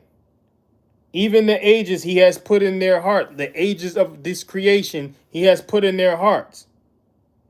Except that no one finds out the work that Elohim does from beginning to the end. No one finds this out. You want to know the age of everything. You want to know the age of the earth. You want to know the age of the creation, but you won't find this out. And it's clear. It can't get any clearer in this verse. This is Ecclesiastes, the book of Ecclesiastes, chapter 3. Verse 11. This is a clear indication that you can seek and make theories all you want and make calculations and do your numbers and data and all that cool stuff. Yeah, that's what I gave you to do. In order for you to be humbled by it, to humble yourself and realize, man, I don't know what the hell I'm doing. I don't know what I'm jotting up. I don't know. I don't know what I'm really talking about for real. What am I? What do I really know? This is what it all. This is where all. This is where it all leads back to humble a person, to humble these scientists, to humble these, anthropologists and whoever they call them, whatever terminology they get them, whatever title they give themselves. It's to be humbled by it. To realize, man, I'm just a mere man. I don't know. I just don't know. It's my theory. That's that's what the Most High it's going to lead. That's every observation. That's what every study, every experiment, every you know everything leads back to. It's like I don't know what I'm talking. I don't know what I'm doing. I'm just a mere man, and this is the truth.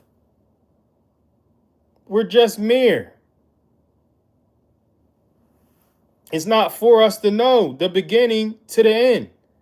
It's not for us to know. Verse 12, I know that there is no good for them. Like this is what Solomon, this is the wisest man in his time, by the way. This was his takeaway, and this is the Most High speaking through him because he asked for wisdom. He asked for the wisdom. He asked the Most High for this wisdom. So whatever wisdom he's provided, it's being provided by the Most High. It's being provided to him by the Most High. So it's the Most High speaking through him, and this is what's going on. This is what he's coming away with. He's like, I know that there is no good for them but to rejoice. There's no good for every man but to rejoice, man, and chill regular, but to rejoice and to do good in their lives. Just do good. That's all we can do is do our best to do good, to treat people how we want to be treated, man, and respect our Creator. Respect our Creator, the utmost respect. The utmost respect. And respect our neighbors. Don't do nothing to somebody that you don't want done to you. Don't say nothing about somebody that you don't want said about you. Don't you ever dare disrespect the utmost, the Most High. This is all he's asking. This is all that we can do. This is all we can do. It's to rejoice in that. Rejoice in what comes with doing that, which is a good, comfortable life when you actually live by this. It's a life worth rejoicing over when you actually live by this and don't get caught up in the propaganda. Don't get caught up in the politics. Don't get caught up in none of that. You don't get caught up in none of that. You can live. You can rejoice. You can have reasons to rejoice. Many reasons to rejoice. Depending on where you are, who you are, the people. You got a lot of people sadly born into ignorance of, these matters and born into misled communities, misled communities of people. You have people born into this, and they don't have access to the truth. They don't have access to, they have it, but they're so mind washed with, they're so mind washed with, you know, falsehood. They're so mind washed with falsehood from day one, from birth. And that's scary, man. So you have to really be thankful to know God. Thankful to know of God. To thankful to know of his son. Thankful to know of the way. Because you have people you have children didn't ask to be here that are born right into falsehood.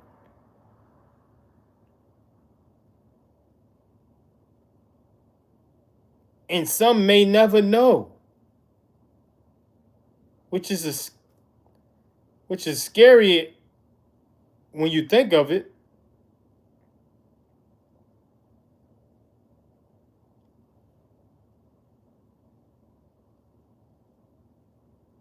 Sad, man.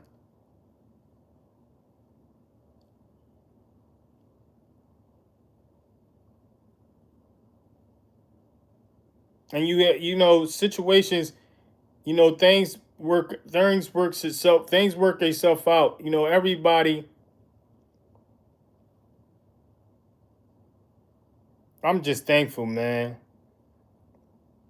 That's what it means by you just have to, only the best you could do is rejoice. I know that there is no good for them but to rejoice and to do good in their lives. Verse 13, and also that every man should eat and drink and enjoy the good of all his labor. That's all we can do. Enjoy eating good, nutritious, actual food. Enjoy,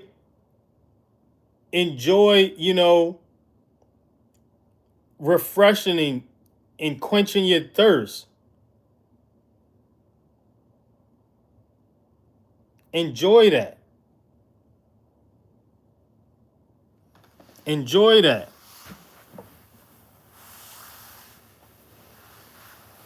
Yeah, it's tough out. It's tough. That's what Ecclesiastes.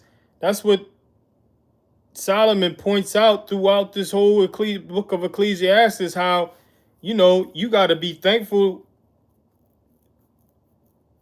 of who you are, because there are others. There are others who just like they just don't get it. They just don't see it. They just haven't been shown it. They just haven't been introduced to it. They don't have access. They can't.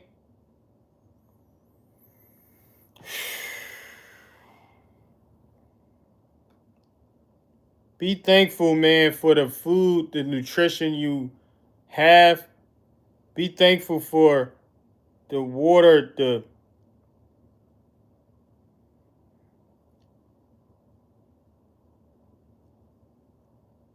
I know that there is no good for them but to rejoice and to do good in their lives. And also that every man should eat and drink and enjoy the good of all his labor. Enjoy the good of all his labor. Your labor, enjoy it. Enjoy what you do. Enjoy your labor. Enjoy your labor. Make sure make sure what you're doing is what you enjoy. Make sure you enjoy your work. If not, work until you get to the point you're enjoying what you do. You have to do what you have to do in order to get to a point you're doing what you love to do. You do what you need to do. You do what you have to do to get to the point where you do what you love to do. And that's the goal in life, is to do what you love to do. I mean, and as long as it's not something done to tear others down.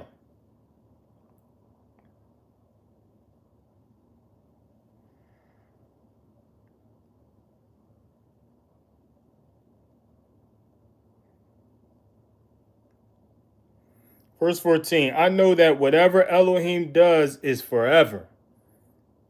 I know that whatever God does is forever. There is no adding to it, and there is no taking from it. Elohim does it that men should fear before him. So he does it that men should fear, meaning men should hate evil. He does everything so men should hate evil. Because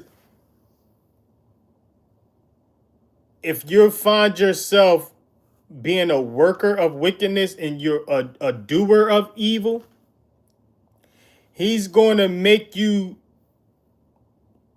regret it. He's going to make you wish you never did evil or never was a doer of evil. He's going to make you wish you never was a worker of wickedness. He's going to make sure you listen, man. I'm living proof of it. Many, many, many, many, many, many others are proofs of this. And they may not want to admit it. They may not be here to admit it. They may not be here anymore to admit it. But he makes you wish you never was a worker of wickedness. He makes you wish you never was a doer of evil. This is what this is saying. I know that whatever Elohim does is forever. There is no adding to it, and there is no taking from it. Elohim does it that men should fear before him, so that you hate what you were doing, so that you hate the work, you hate working wickedness. He's going to make sure you hate what you did. He's going to make sure you hate being a doer of evil. He's going to make sure you hate being a worker of wickedness for what it led to, the discipline it led to, the consequence it led to.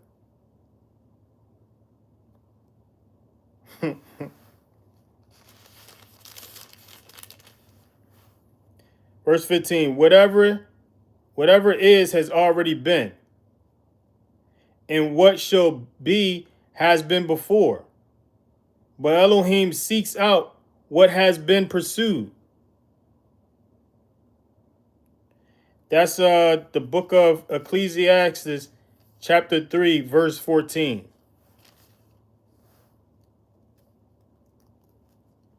This is the book of Ecclesiastes Chapter 3. That was 14, and this is 15. Whatever it is has already been, and what shall be has been before. But Elohim seeks out what has been pursued. He seeks out what has been pursued. Like, yeah, that's what y'all pursuing now? All right. What's the latest pursuit? This is what he's asking.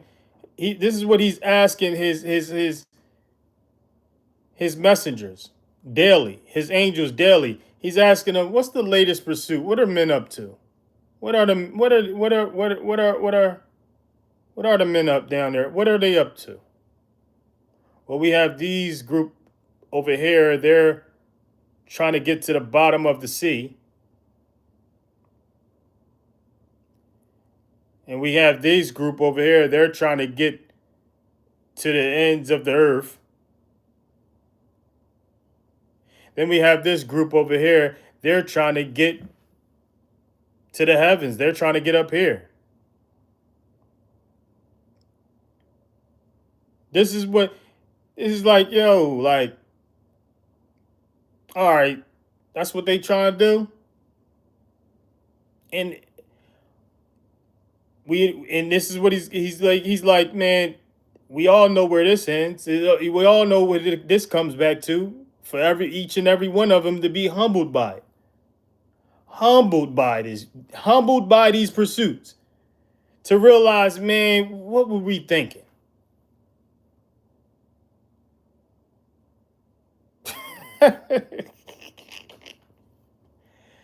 It's not even funny, man.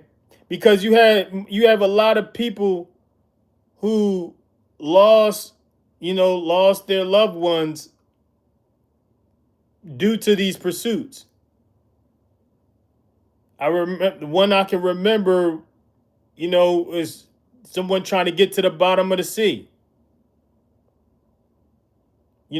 Some trying to get to the bottom of the ocean, and the pressure was too much for, the pressure was too much for the water pressure was too much for whatever they were traveling in. And yeah, it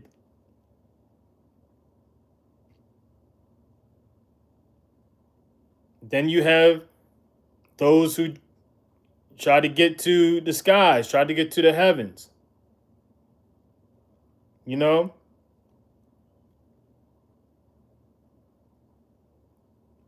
I wouldn't even call it a submarine. It's something that they done built. I forgot what they called it. It was something else, something that they built. It was I think they built it in like a month. It was like they built it overnight, and it just it exploded. Like, yeah, exactly. Yeah, that incident. This is the book of Ecclesiastes, chapter 3, verse 15. It says, whatever is has already been, and what shall be has been before. What shall be has been before. Whatever is has already been. Who are we to say that who are we to say that it wasn't? Who are we to say that it wasn't here already and called a different name in a different language? How would we know? We're only 30 years old, 20 years old, 40 years old, 50 years old, 60 years old. How would we know? How would our parents know? How would their parents know? They were only 100, 200. How would they know?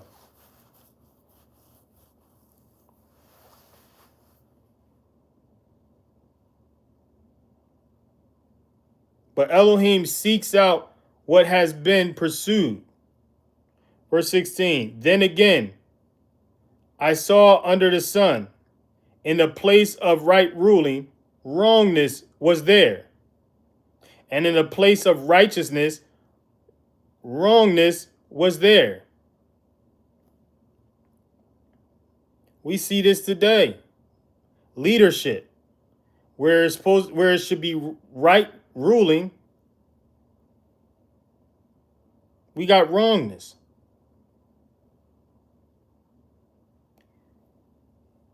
In the places of worship, where it should be righteousness, we got wrongness.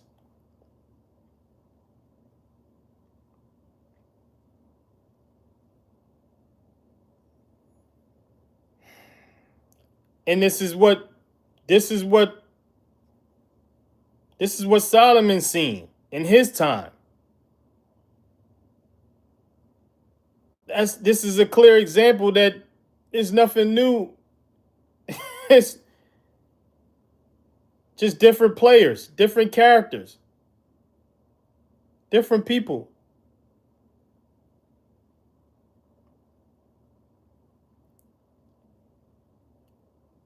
Different generation.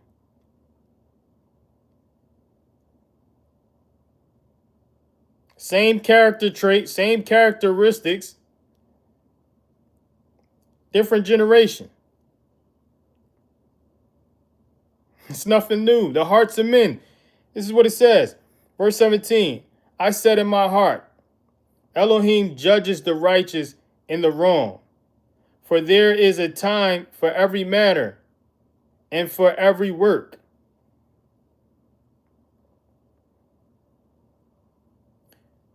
Verse 18. I said in my heart concerning the matter of the sons of men, Elohim selects them so as to see that they themselves are beasts.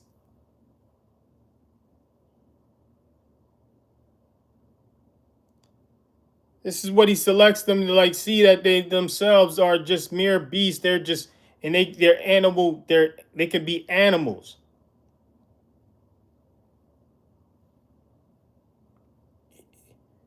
He has more to say. Let's see. Let's read. Verse 19. For the event of the sons of men is also the event of beasts. One event befalls them. As one dies, so dies the other.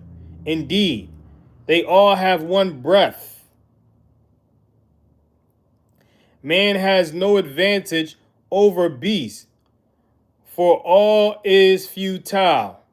So we're all breathing that one breath. Whose breath is that? The breath of God. We're all breathing that same breath. But yet, we were taught it's our own breath.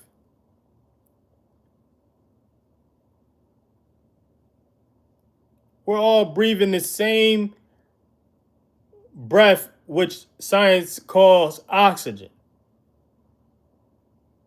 We're all breathing whatever that is. I believe it's the breath of God because based on what I read everywhere, I see breath. I see breath. Whose breath? It began with whose breath it was.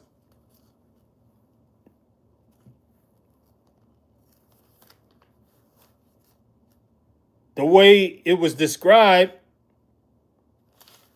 as being breathed into Adam.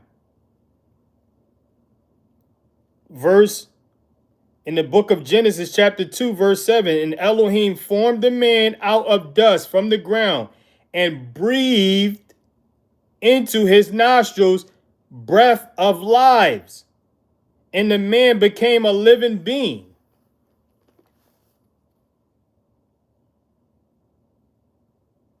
We in the book of Ecclesiastes, but I just went back to make a point to Genesis chapter 2 verse 7, just to make a point that the breath that we all breathe in, the breath of God. It started with the breath of God with Adam, has always been the breath of God since then. He's been breathing into our nostrils since then. He's been breathing into our nostrils since then.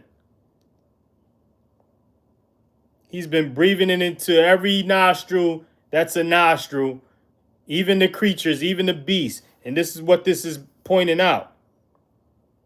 In the book of Ecclesiastes chapter 3, verse 19. This is a clear indication that all creation is breathing in this breath. It's one breath. Who one breath is it? It's the one breath of God. It's always been the one breath of God since Adam, since the rest of creation. For the event of the sons of men is also the event of beasts. One event befalls them. As one dies, so dies the other. Indeed, they all have one breath. Man has no advantage over beasts, for all is futile. Verse 20, all are going to one place. All came from the dust, and all return to the dust. But here's the difference. Verse 21, who knows the spirit. Here we go with the spirit again. Who knows the spirit of the sons of men, which goes upward, and the spirit of the beast, which goes down to the earth. Clear indication that the spirit goes upward. The spirit of the sons of men. Mark this down. Put it in your archives. Put it in your notes. Let this be hope. Let this be encouraging. Let this be words of validation. That you have a spirit within you that has the opportunity to return to. Let me not get too much because this platform likes to, twist my words, and it really does. The algorithm doesn't understand the spiritual lingo. The algorithm doesn't understand spiritual matters. The algorithm only understand, what man teaches it to understand. And that's misunderstanding. And that could be misunderstood and leads to restrictions. So what's understood don't have to be explained. Put this in your archives. Put this verse in your archive. The book of Ecclesiastes, chapter 3, verse 20 to 21. Mainly verse 21.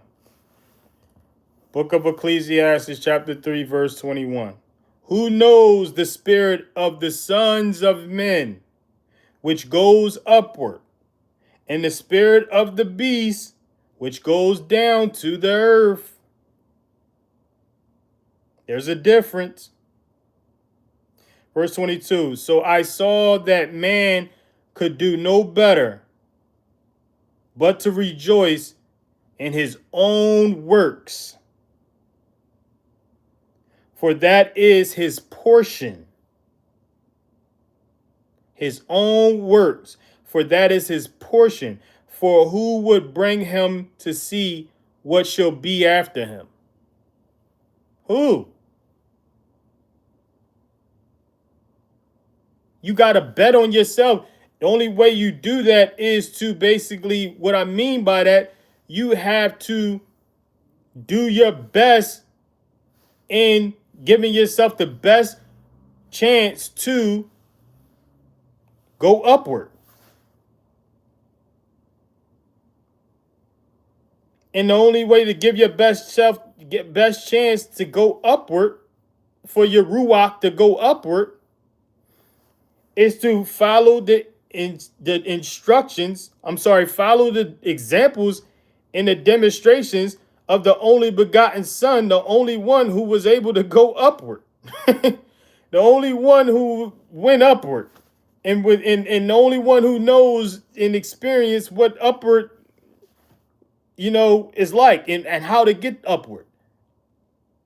The only begotten Son left us the blueprint, left us the example, left us the demonstration, left us his teachings to teach to others, left us his lessons to share with others, left us his examples to set an example to others, left us his demonstrations to demonstrate to others in order to go upward instead of downward.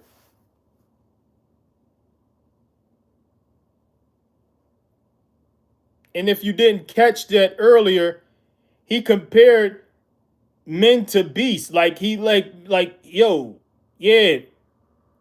he selected certain men to know that they were beasts and that they were going downward. Like, yeah, you got one trip. You accepting this role as a beast, treating others, how you wouldn't want to be treated. You're accepting your role as a beast to go downward. This is what if you didn't catch that earlier, this is what he pointed out. I said in my heart concerning the matter of the sons of men, Elohim selects them so as to see that they themselves are beasts. These are the ones he chooses to basically be crash dummies.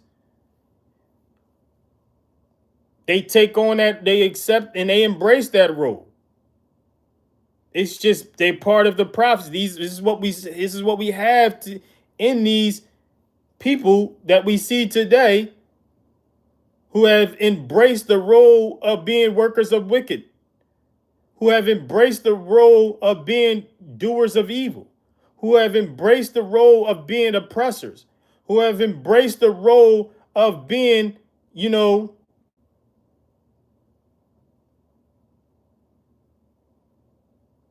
enemies of the Most High and workers of the ancient knowledge of evil, workers of the enemy, children of the enemy. They embrace that role, so they accept their role in these prophecies that have to play out. And they're on the wrong end of the prophecies. But this is what the prophecies are about, in order for those who are on the right end of the prophecy to see and be like, it makes sense. This is my hope. This is the proof. This is the clear indication that the prophecies are playing out. The prophecies are true. There is an Almighty. There is an only begotten Son. There is a kingdom. That's the good news. Like the ice cream man is coming, the kingdom is coming.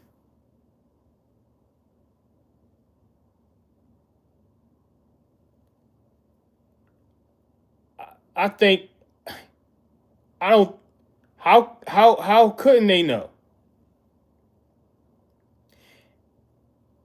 I mean, how would they not know? They're grown, educated, some very educated, worldly educated. They can read. But just like Pharaoh, he hardened the heart of Pharaoh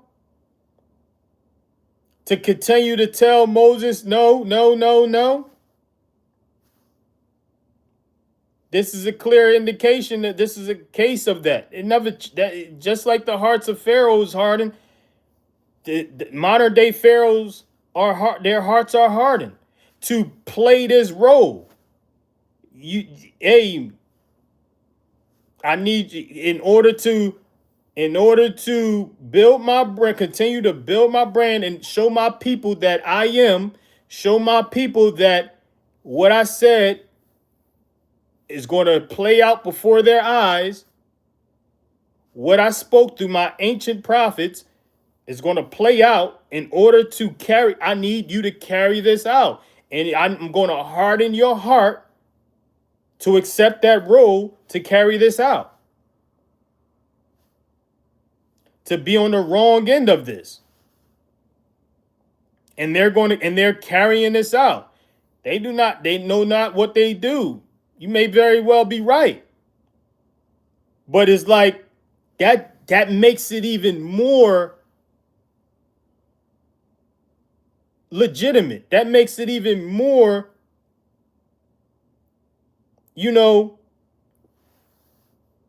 that gives his word even more validation. Yet question that you ask is like, you know what I mean? If they knew what they were doing, they wouldn't participate. You would think that. We would think that we can see this. Why are they doing it if they know? Like, this is going, this just gives it a clear validation that it's just like the Most High, just like he hardened the hearts of Pharaoh.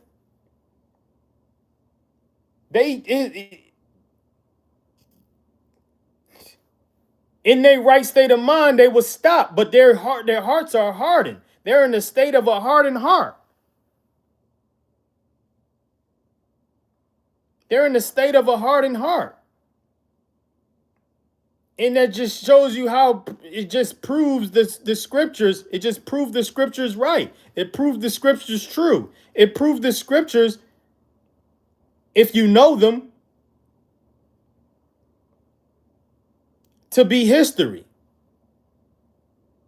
If you know, you know.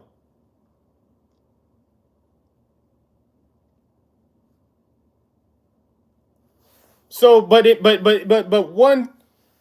has to one has to think like, yo, why are you doing this? You don't have to do this. But they're doing it like they have to do it. They're doing it like they have to do it. Then one can has only ask the question is like, yeah, why do they have to do it?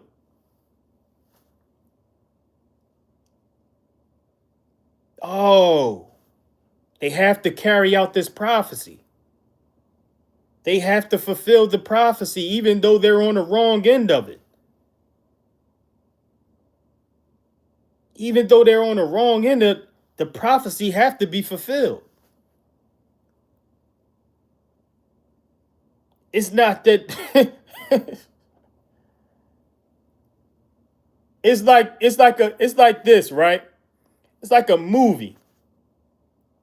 We're watching a movie, right? And you're like, man, that bad guy, why is he doing this? I mean, like, what's his? He has to know what's going to happen to him in the end. He has to know he's going to prison or he's going to, be no more, destroyed. He has to know this, right? Why is he doing it? The movie has to go, the show has to go on. The script has to be played. It was already written. It was already written. That actor is not going to stop acting. The script has to be played. It has to be played. The prophecies have to be fulfilled. That's the script of all scripts. The prophecies have to be fulfilled. No getting around them. By all means, any means necessary, these prophecies have to be fulfilled. And it's all going to lead to, if you know, if you know the prophecies, where the prophecies lead to.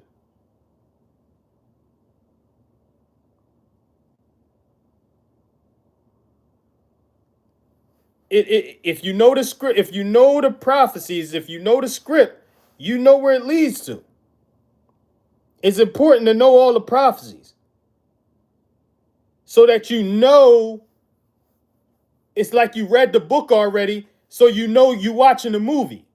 It's like if the book already came out, you read the book already, so when you watch the movie, you know what's going to happen. You know what's going to happen because you read the book. Is this any different?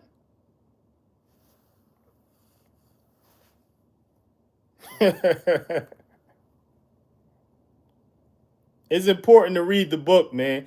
How they say the book is better than the movie.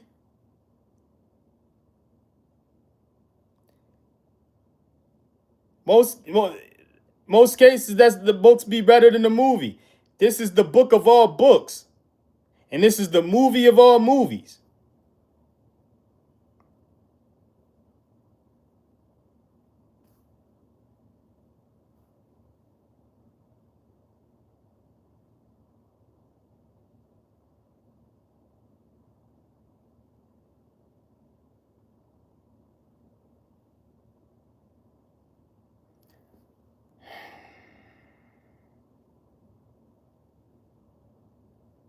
Chapter 20, well, verse 22 is the last verse of this chapter.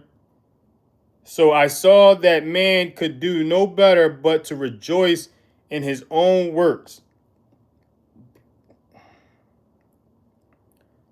for that is his portion. For who would bring him to see what shall be after him?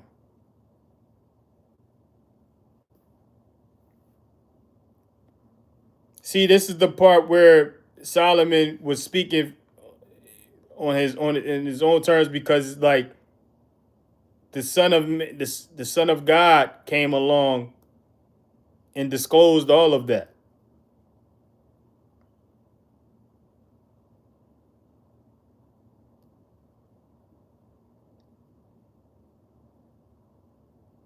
And this is why the Son of God later said, one greater than Solomon is here. One greater than Solomon is here. Solomon was great, but one greater than Solomon is here. And I'm the King of Kings. Solomon was a king. I'm the King of Kings. Solomon was wise. I'm wiser. I'm the prophet of all prophets. I'm the king of all kings. I'm the wise of all wise. I'm the only begotten son of God, is what he came along and said. What he came along and more so demonstrated than said. Demonstrated that.